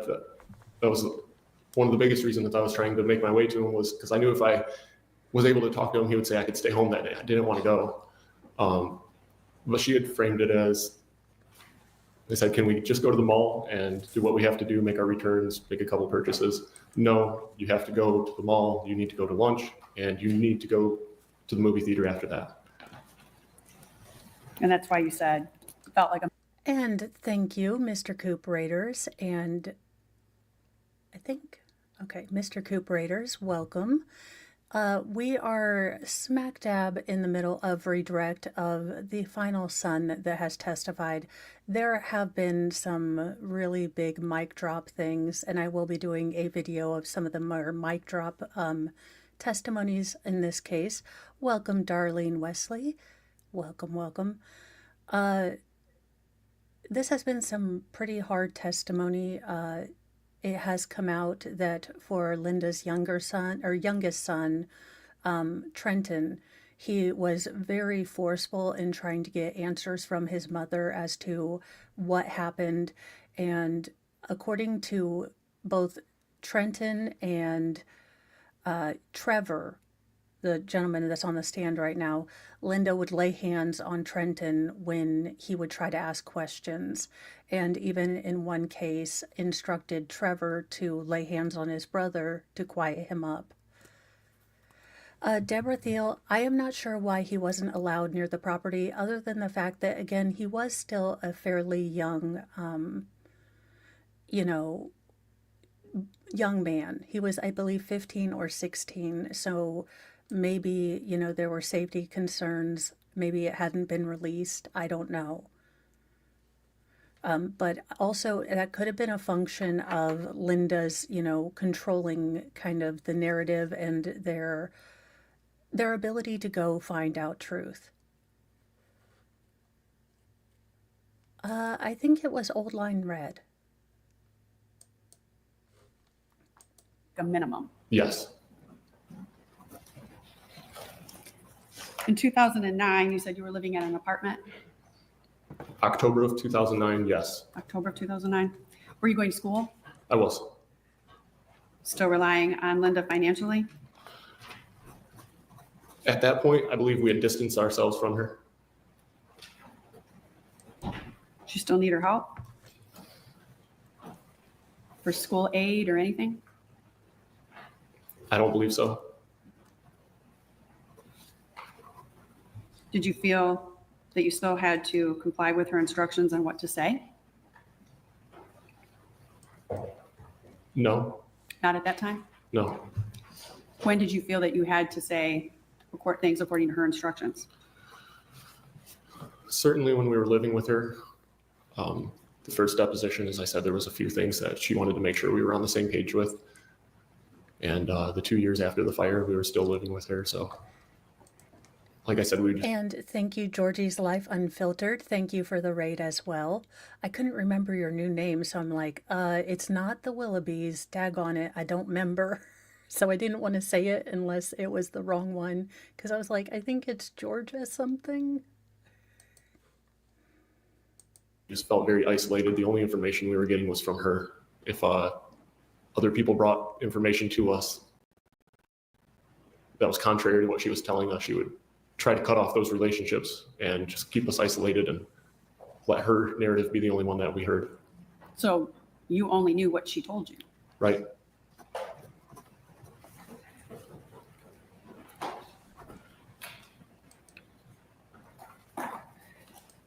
During some of these interviews that you did with insurance or court hearings, did you withhold facts?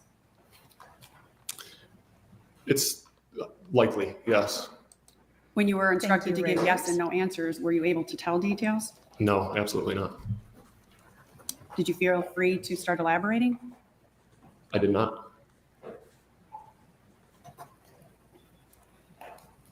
Would you ever use the 1 gallon gas can to fill that large tractor? No.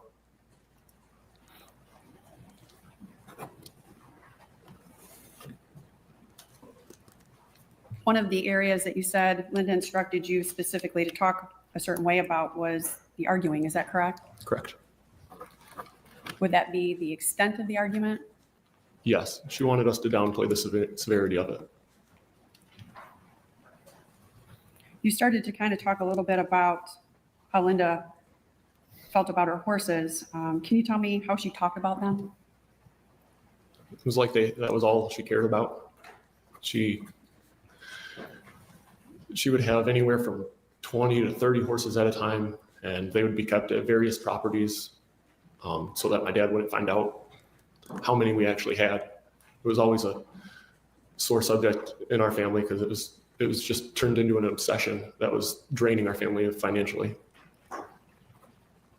She spent a lot of time with those horses. Quite a bit, yes. She loved those horses. Yes. Did Linda, before any of those depositions or hearings, did Linda ever say, I just want you to tell the truth? No. I have no further questions, Your Honor. Thank you. I want to make sure we are all clear on this timeline. When you spoke to the police in October of 2009, you weren't living with Linda. All right, True? you guys, I'm Correct. making an executive decision. I am fast forwarding through this douche canoe. We are going directly to jurors' questions because I am tired of you promised to tell the truth, the whole truth, and nothing but the truth. Okay, we are going to go to this ear infection thing because I do want to hear that. Right? He may have been on the mend. He had an ear infection prior to the fire. I think he was on the mend. In any event, you didn't talk to him and you didn't wake him up because he was sleeping. Fair? I would have woken him up. But you didn't, right? I was stopped. And finally, this idea of, you were asking questions right now. Defense attorney, do not keep bringing up the fact that Linda stopped these boys from saying goodbye to their father when it obviously eats them up inside. I mean, of all the bad looks that you have done, all of the optically terrible things that you have done, strategically terrible things you have done, to continue to bring up that Linda stopped the boys from talking to their father because she didn't want to get in trouble because she was having an affair. She was using her boys as, emotional human shields to keep their father in check when he found out she was cheating with Samuel, ex Jackson. So how about you tone it a little down, sir? Now about not wanting to go to the movie. One of your good buddies is Steve Dunn, your brother. My brothers and I were all Close. Remember that? that we were to include Stephen, Yeah. as in he was supposed to come with us. You had been making plans the Saturday night, which would have been the 6th, right? Fire Sunday the 7th. I follow that timeline, yes. Okay. On the 6th with your buddy Steve. Was he your buddy or Corey's buddy? He was Corey's age, but we all hung out together. All hung out on a regular basis because, like you said, not a whole lot to do in Lawrence. Wouldn't say that. Sir, give it up. This is on a Sunday. This is on a Saturday. You were making plans, but then Stephen. I don't recall him being invited. Give me one second.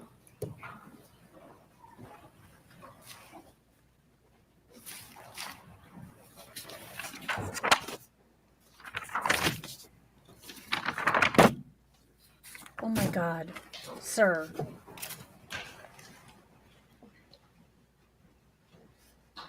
Okay, no, we're done.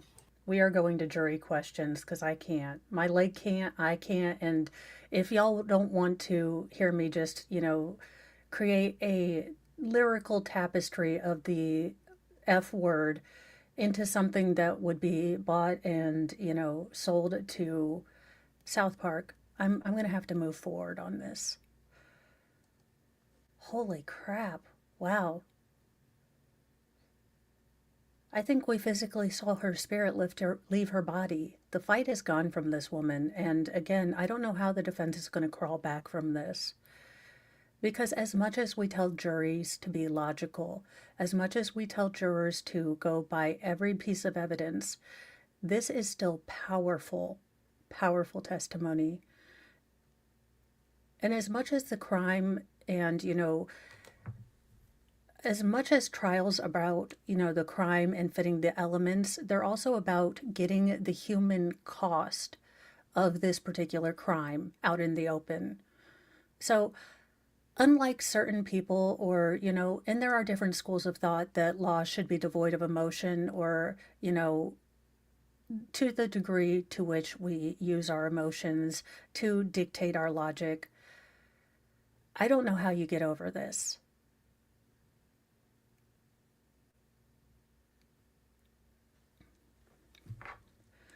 But the entire point of the justice system is to, again, really quantify and understand the human cost of these crimes. So I think that there is a place for emotion, or at least emotional intelligence in trials, to be able to comprehend the perspective of a 15-year-old who relies solely on his mother for most everything. The, tangly emotional entrapments that, last much longer than childhood. The, patterns of a lifetime that were started in childhood with, your parent.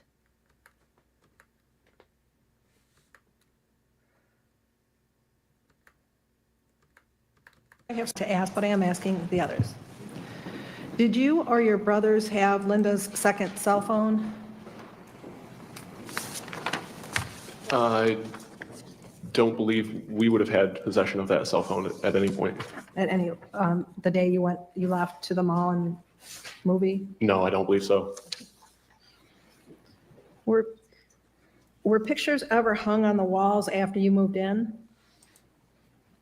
A few, not Not very many. Did the baseball cards look as if they had been in a fire, or were they in perfect condition? They looked like they had smoke damage. About what time was the last time you heard your dad's voice the morning of the fire? There was the argument around 9 o'clock. At around 10 o'clock, I think it was silent upstairs. And that was the last I heard him. Did you ever receive money from insurance to replace your lost things? No, I did not. When you drove the tractor, did you ever fill it with gas or diesel fuel? It used gas fuel. And some of these are kind of repetitive, but I will ask them again. The baseball cards you received, were they yours from prior to the fire? They were my baseball cards. It was only a small fraction of my collection, and it seemed as though somebody had gone through and picked out the better ones. Okay.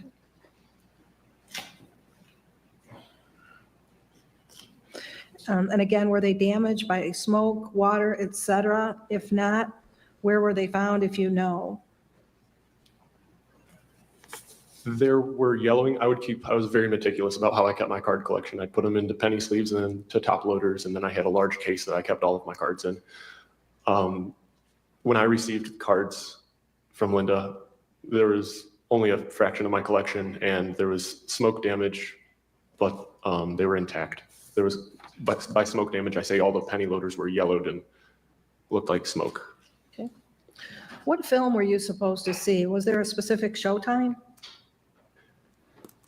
I don't know if we were told to see a specific film. The film that we ended up watching was called Aragon, and the showtime was 2:40. I know that because I still have a ticket stub in my possession. Where were any firearms or ammunition stored? My dad had a gun safe, actually in the furnace room. Under the stair there's a large area where he kept his guns and ammunition. Is your perception of the truth? In the furnace room? That being said, what do I know about constructionology? Maybe it's a bigger furnace room with like the gun safe further away from, all of the hot stuff. Besides, I think they're full of like cement or something. Who knows? I don't look. Today different than your perception of the truth at the time of the fire and previous interviews?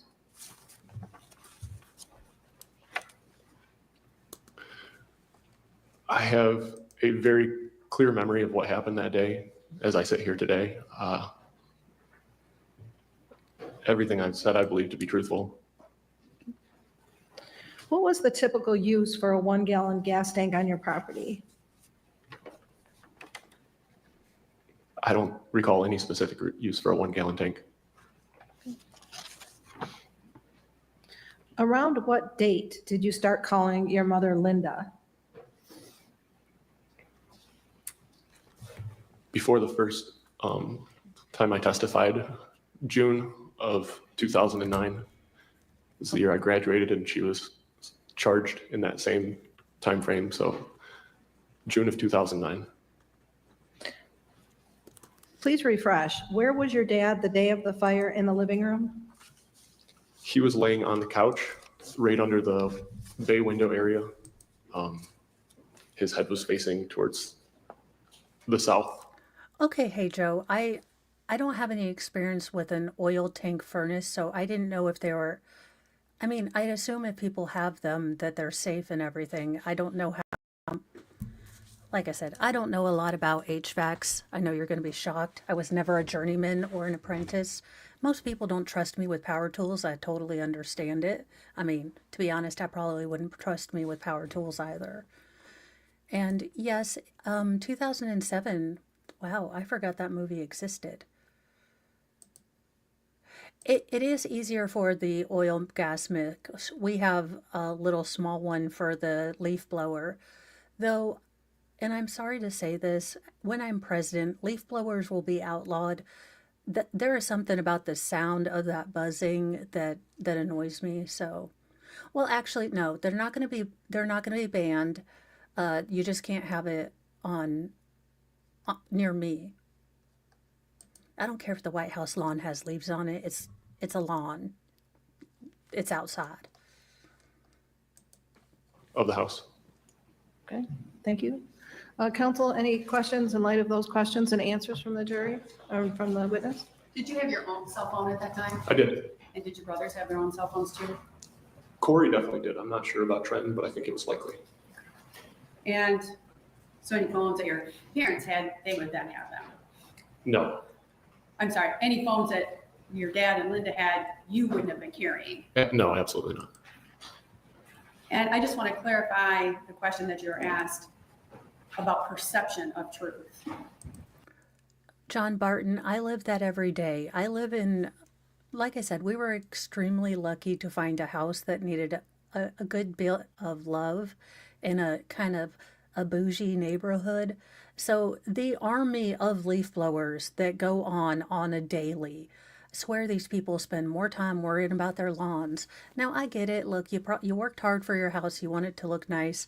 But I will never understand having 5 different daggone people at the same time blow your leaves when I'm trying to stream. Like, can we have a little grace for Mo?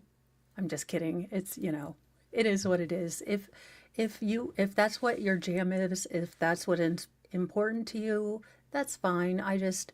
The sound annoys me.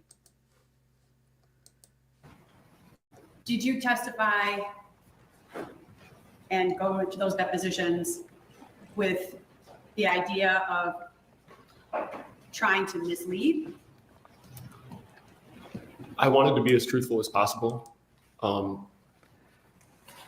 When Linda told us to say it was a chimney fire, I wanted to believe that to be true. So that was my perception of truth at that time. So your perception is you were trying to believe what you were being told. Yes. So today, when you sit here, you're telling us what you believe to be true, correct? Absolutely. What you were told by Linda was true, is that correct? Objection. Can you rephrase? That's confusing. So today, you're telling the jury what Linda told you to say. Yay. Objection, form, leading. It is leading. Stay. What type? Okay, when you- no, state prosecutor, all you have to do is say, what if any? And then just say the other question. I learned that from the Lolly's Book of Law for Dummies. So when in doubt about if it's a leading question, just add, what if any? What if any? It's what you add when you don't want to lead a witness. You're sitting here today. Are you testifying today from your memory? Yes. Does your memory include statements Linda made? Somewhat. Yes. And your memory includes what you remember? Absolutely. Yes. I don't have any further questions, Your Honor. Thank you. A little bit. Oh, good Lord, no, we're done. Okay, Cletus, get up here with It's your smoke damage. Yes. I mean, they look like they've been in a fire, right? Sure. And you don't, I think, correct me if I'm wrong, but you don't know if you were specifically going to see a movie. You ended up seeing Aragon was the movie, We saw Aragon. Yes. okay, but you had been at the mall buying stuff, Yes. Right. right? So you're just at the mall and then you decide, whatever, as a group decided we're going to go see. No, Linda told them you have to go to a movie. I don't know why you are belaboring this point when you know what he's going to answer. Again, I think as a lawyer who's been doing this for a while, you should be able to quickly and for the most part accurately gauge whether a witness is going to fight you tooth and nail about things or whether you are going to be able to get them into that rhythm. I would think that level of discernment would be, a skill in lawyering. Or just listening would be great too. See the 240 show, Aragon. I think my brothers wanted to see that, and the time lined up with after we were finished at the mall there. You recall you even bought an American Eagle shirt at the mall? I did. Yeah. Right. So it was. Do you recall that you were at the mall? Did you try to do one of them 3D pictures where you squint your eye and you see a giraffe? Did you happen to see, Kevin Smith anywhere filming Mallrats while you were there? The sequel? Because Clerks 2 was a big hit. It's a sailboat. Moe's layman book for lawful law for lawyers.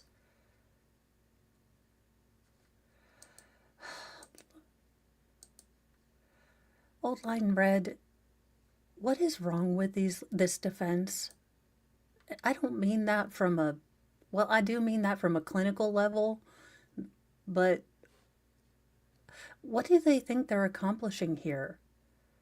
Sticky Widget, I have yet to figure out a point to him. Again, nothing changes the fact that Linda told them to go see a movie. That was a dictate from Linda. Linda, the parent, told them to see a movie. Whatever movie they saw, whether they went to Hollister or American Eagle or God forbid, Spencer's, to the back area, or Hot Topic, it doesn't matter. What is this gonna, get anyone out of order? This Novi lawyer doesn't know the area at all. Well, I do wonder if Linda is, checking out, well, she did joyriding too. And thank you, Carolina. And Old Line Red, I don't know, but the walking time from American Eagle in the mall to the movie theater is about 5 minutes. What is Spencer's? Spencer's is a place where you can buy crass adult gag gifts, basically. They range from the adult marital aids to just about everything that you could ever imagine emblazed with, a marijuana leaf. So, yeah, it's a novelty store, but definitely geared more towards adulty people. Don't take kiddos in there because, again, adult sculptural items everywhere. Lava lamps and such. A grand assortment of shot glasses. But considering the last time I tried to have an impromptu wake for my mother-in-law, I don't know that I'm going to be drinking much again. Tanya, yeah, it's a doodad in Dylan's store.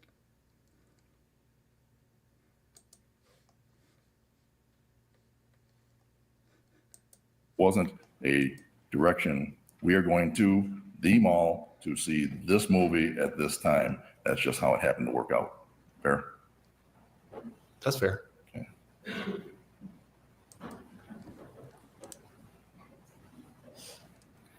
This question about your perception of the truth then versus now, you knew what the truth was then, true?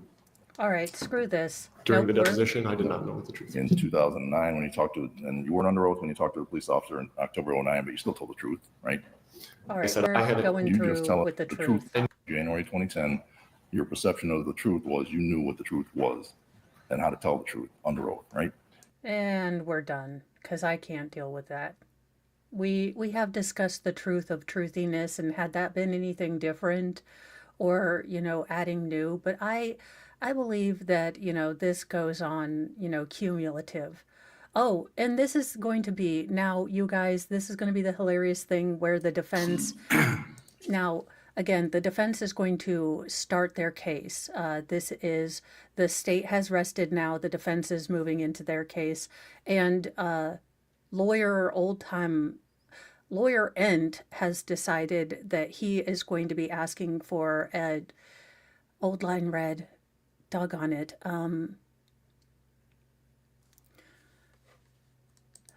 Oh, and Heather May, yes, that was the last of the three sons that testified. And I do apologize for skipping through that last little bit, but we have been through an hour to 2 hours, actually 3 hours of him freaking asking the boys if they understood the truth. And I was just done with it. Hagatha the leg is no longer amused. Now we are going to get into the customary when the defense basically states that the excuse me, that the state hasn't proven their case, and they would like the judge to basically adjudicate this with I know it's called a judgment, not in something something. Look, it has a really cool name. I just can't remember it right now. To be fair, this is the Petty Express, not the Legal Express, and I am a layperson, twice college dropout. But I don't have any student debt, so, you decide who's winning or losing. Is a general intent crime. The enduring common law definition of mental element of an arson is that the burning be done maliciously and voluntarily. A malicious burning occurs when the defendant either intentionally or wantonly We are burns taking him up to property without 1.5. justification or excuse. One arson required an intentional act which creates. Well, guys, I'm getting him up to 1.5 because we are getting to that point in the day where I'm going to have to soon leave to get my ferals. Now, I will say that I am going to be really interested in what is going on in the case. Now, I have heard that there was, ooh, well, we aren't getting any Stermer friends. I believe it is this particular witness. The prosecution had an outburst, or at least that's what I got or shown on X. But let's listen to Treebeard. No, I like Treebeard. Dorkbeard, as he no, Slowbeard as he talks. Paul Amos, according to the defense, the state has not clearly delineated or clearly said that, or proven that Todd was lit on fire, Thor. Okay, we've talked about that. Stop. Okay. Yes, I love you. Yes, you're a big baby. Yes, you is the prettiest. No, the world is terrible. How did this happen? All right, let's go. Created a very high risk of burning a dwelling house, which risk was known by the actor where and are you trying to disregarded go? when the actor performed the risk-taking act. In this case, according to the required mental state of arson, being either an intent to burn the dwelling Swinging house out the of leg. another, in which there has been absolutely no evidence that has been presented, either circumstantial and at most speculation, that Ms. Linda Stermer did any act that caused the burning the dwelling of their home. They have presented evidence of witnesses, even to the appointment of an expert, and the expert has not provided this court or the jury any evidence based upon his forensic analysis, his inspection of this case to show that Linda Stermer was the causation of the house that burned their home, their dwelling. Furthermore, they have not been able to establish what did cause the house to burn. And to establish Okay. that the defendant. Am I high? I mean, I'm not. I'm obviously sober, but does he sound normal here? Let me play this because this sounds like a normal cadence to me. Now, granted, I am in the north, so I do tend to speak faster than anyone from the south. So my cadence is much faster than a southern person. But Acted willingly and maliciously and voluntarily. The prosecution has a duty and must prove one of the following: that the defendant intended to do the physical act constituting the act of arson, such as starting a fire, which they have never provided any evidence to this court or to the jury fun. that Linda Stermer started a fire at their home or doing any act that results in the starting of a fire. No evidence in reference to her committed any act that resulted in a fire, or that the defendant, Ms. Linda Stermer, intentionally committed an act that created a very high risk of burning the house down. And therefore, without first establishing. I wish I could get away with having everyone at 1.75 with him. Who put it slow? Megan. Okay, that would have. He already bothers my ADHD. Look, I am a curious. Okay, stop. Really, Thor, I can't handle your bulk on my leg. I love you very, very much, but I just can't handle you on my leg right now. And I know you want to be an emotional support. Leg weight. Oh, for the love of. Everyone listens to me. I am the queen of my castle. I don't have young feral children that, scream during my stream. I don't have, stop. Did you just bite me? You are being a diva today. What the hell is wrong with you, sir? You are a dude. No, I told you no with the leg. I understand you're pissed, but you also weigh 40 pounds. Yes, Thor is really loud. He's also very irritated with me. He doesn't quite get that there are some days he can't put all of his bulk onto my, my legs. And he's like, I love you. I would like to help you. And I'm,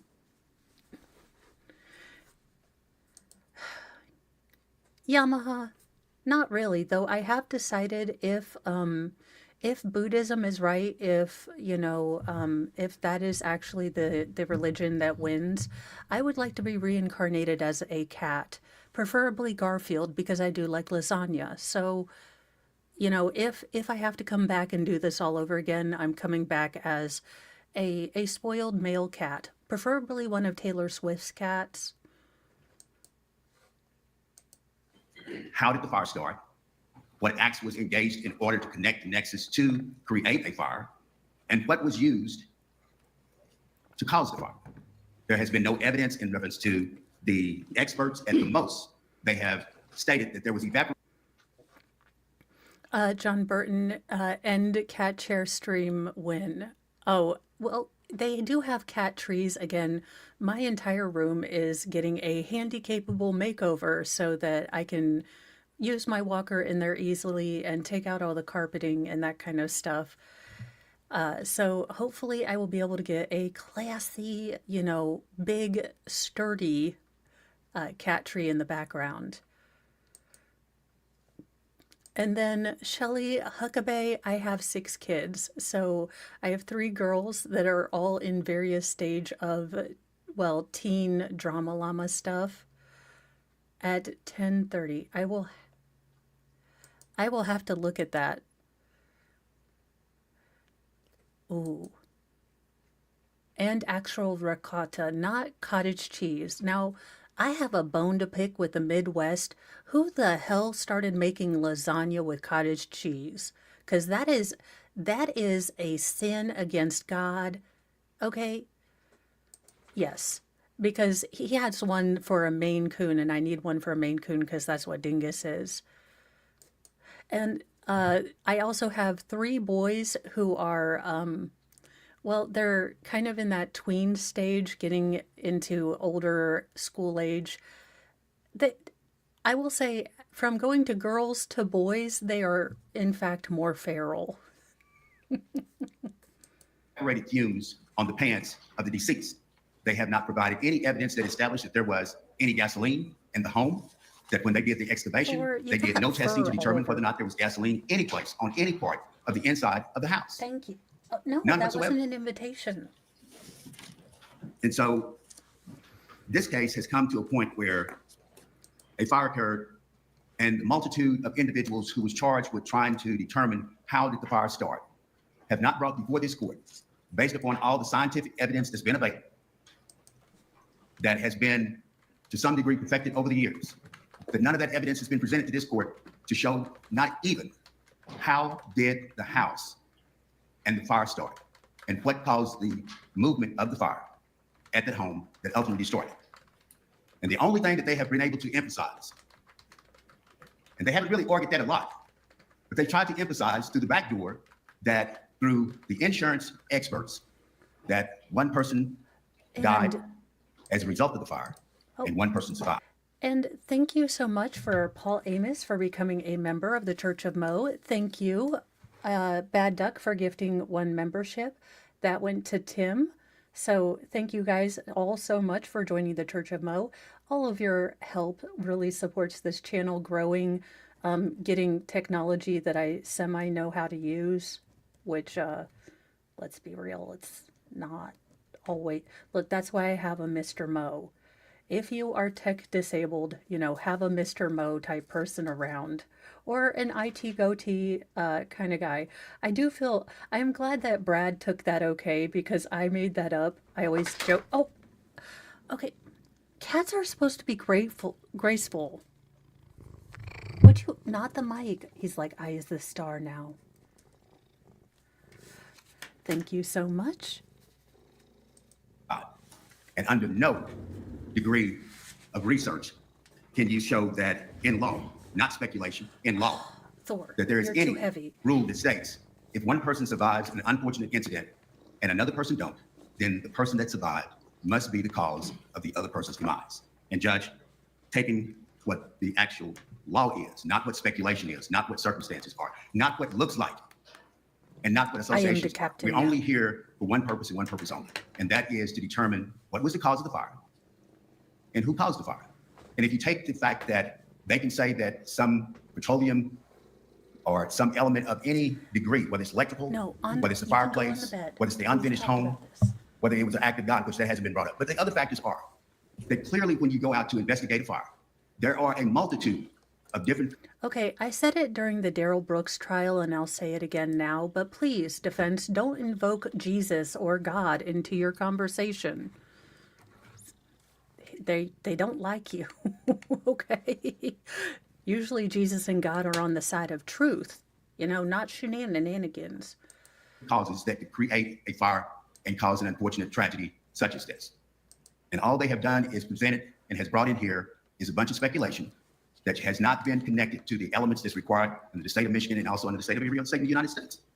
And so with that, Judge, I ask this court to look at the law in this case and the burden that's on the prosecution. And I know given in the most light favorable for the prosecution, No, I understand that rule.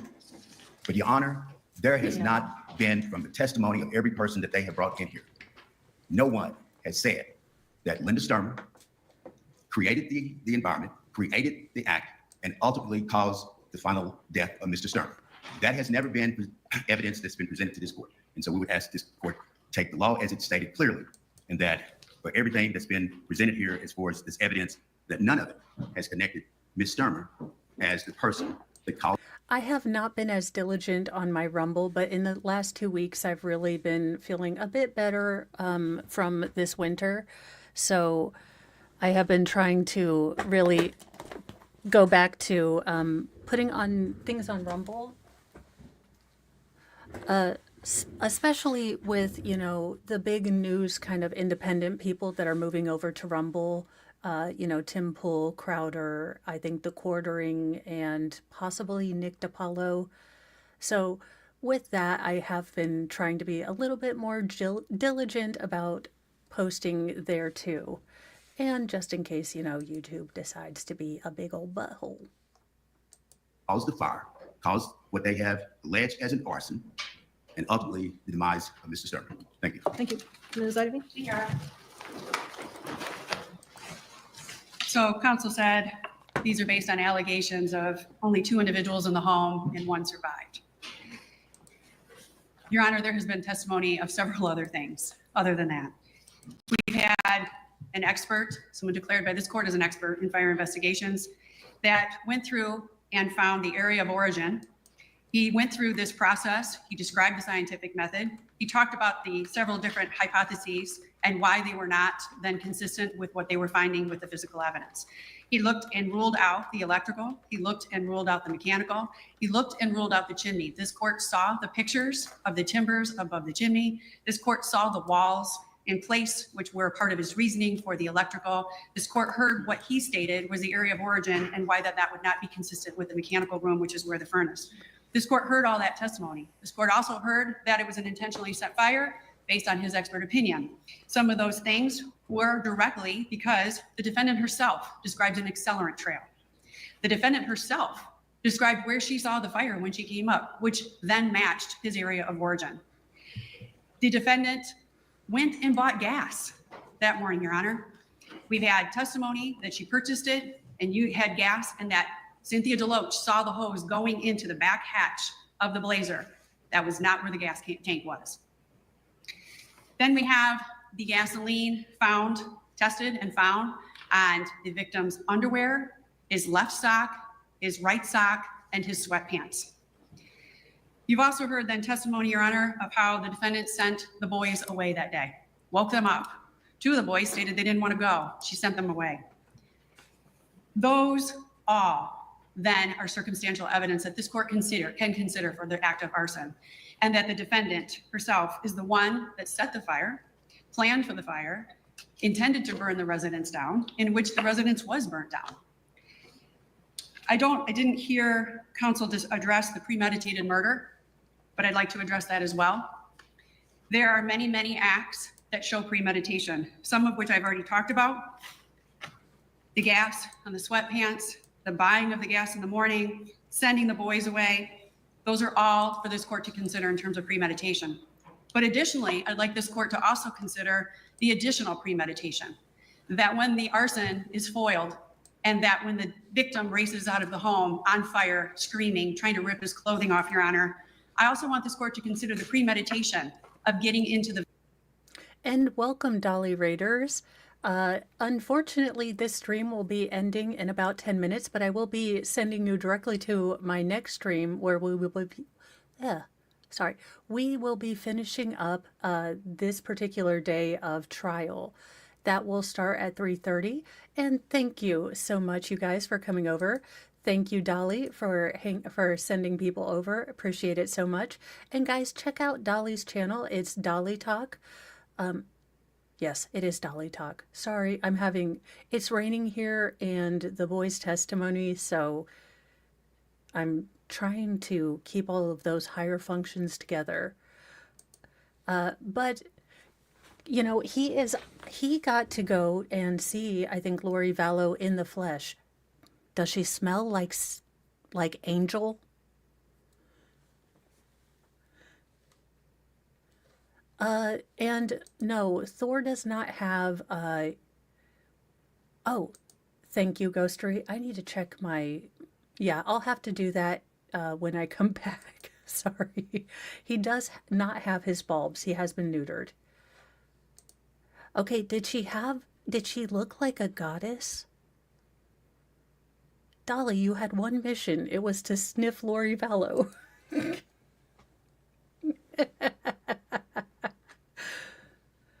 Did she still have the little ribbon ring on? The little yarn thing?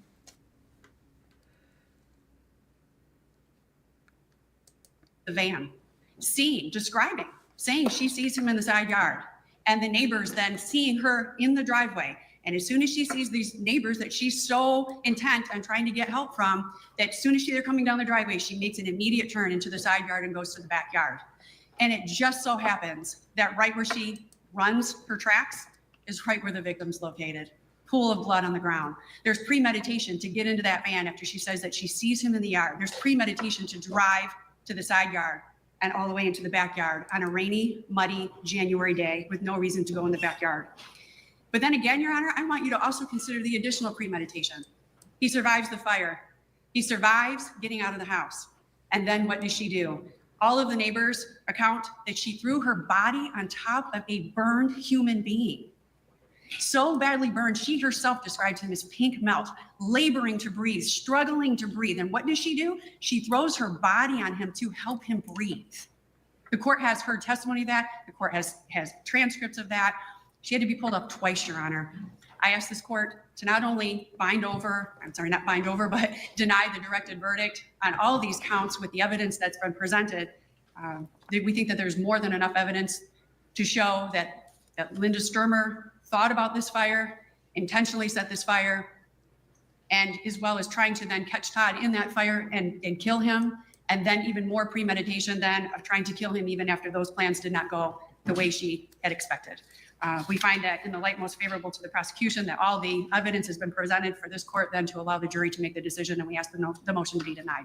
Thank you. Thank you, Your Honor. Anything else, Mr. Keller? Can I just shut reply? You may. Thank you, Your Honor. Your Honor, that would be fine if we were in Magic Land. This is not about magic. This is about what was the actual... Oh, hell to the no. You talked about Todd some magical way in the opening statement, so you, sir, are the one in Magic Land. Oh, hell to the no, did he not say this is not Magic Land? Well, excuse the hell out of me, but let's... We are going to go back to opening statement. Actually, we're going to go to legal shenanigans. No, we are going to go to one of my shorts. View my channel. Shorts.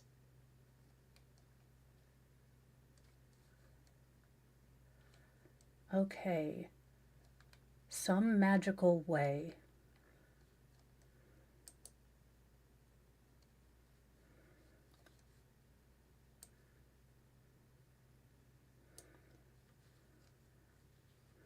Okay, wait, that's not it. Share this tab. I know it is. Some kind of magical way.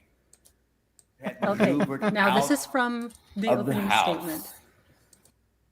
All right. on fire. And he was on fire. But when he got out of the house, she see him. Okay. I don't care if it's raining or slightly flurrying. If someone walks out of the house like the Human fucking Torch, I think I'm going to notice them. Excuse the... You would think. I mean, I got nothing. You would think. I love how he's like, look, the terrain wasn't concreted. Look, how was she to know that he was not the Human Torch? Once it goes around again, you can hear Tim say some magical or better way. Again. Some kind of magical way he had maneuvered out. Okay, so we heard this is some magical way. Now, this isn't Magic Land when someone evoked magic. Huh. That was from a short from Legal Shenanigans Theater where we ripped the Shatnering of this opening. He not only invoked magic, but he invoked magic twice. One, as he magically got out of the house, and he magically got himself in front of the van. So he is double magic. Findings and who did what. There has not been any evidence that's been brought before this court that showed that Linda Stermer put her hands in any motion that created a arson, that created a fire, that put somebody else's life in danger. Her life, his life.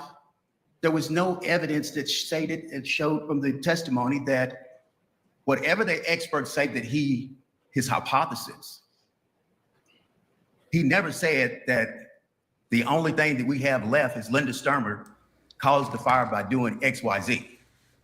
That's not the evidence.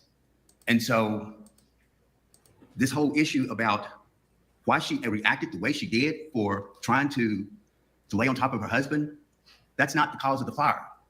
The cause of the fire has to be based upon an act, and they have never showed any evidence that she acted in a way that caused the fire. To say that someone purchased some gasoline is almost like saying that everybody that goes to a gasoline station and happen to go home with an unfortunate issue in reference to a fire, then they are an arsonist because they purchased some gasoline. And that issue itself has been suspect in reference to prior testimony that the individual say that she saw her at a service station, making some purchases, some items, and put some gasoline in her car. And Judge, I still say that there is nothing, even if you stretched it to imagination, that establishes a connection and a nexus between Linda Stermer and the... Turn around, look at what you see in her eyes, the makings of a dream. This is not the never-ending story, you stupid ass. Would you stop being an ass? Like, you don't have to be an ass your entire life.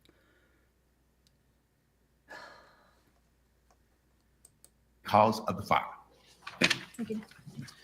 Defense brings this motion for directed verdict under Rule 6.419, which states that after the prosecution has rested its case in chief or the close of all the evidence, the court on defendant's motion must direct the verdict of acquittal on any charged offense for which the evidence is insufficient to sustain a conviction. I must state my reasons for my decision on the record. I am to grant a motion only if, after considering all of the evidence in the light most favorable to the prosecution, I conclude that no rational trier of fact could find that the essential elements of the crimes charged were proven beyond a reasonable doubt. In this case, I can reach no such conclusion, and the prosecution's case in chief survives the motion for directed verdict brought by the defense. A reasonable jury may conclude that although circumstantial, the evidence is powerful. For each count, the prosecution must demonstrate that Ms. Stermer caused the death of Todd Joseph Stermer. For count 1, the prosecution must also show that she intended to do so. Although count 2 offers 3 states of mind, I'll just address the intent to kill, as that's the standard for count 1 and the highest burden for the prosecution. On count 1, then, the prosecutor must prove that the killing was premeditated, in other words, thought out beforehand, and that it was deliberate, meaning she considered the pros and cons of the killing and thought about and chose her actions before she did it. On the second count, the prosecution does not have to prove premeditation and deliberation, but instead must prove that when Ms. Stermer did the act that caused the death of Todd Stermer, that she was committing the crime of arson. For arson, the prosecution must prove that defendant burned a building, that the building was a dwelling house, and that she intended to burn the dwelling or its contents or intentionally. Okay, you guys, I am going to end this stream here. Thank you all raiders for coming in.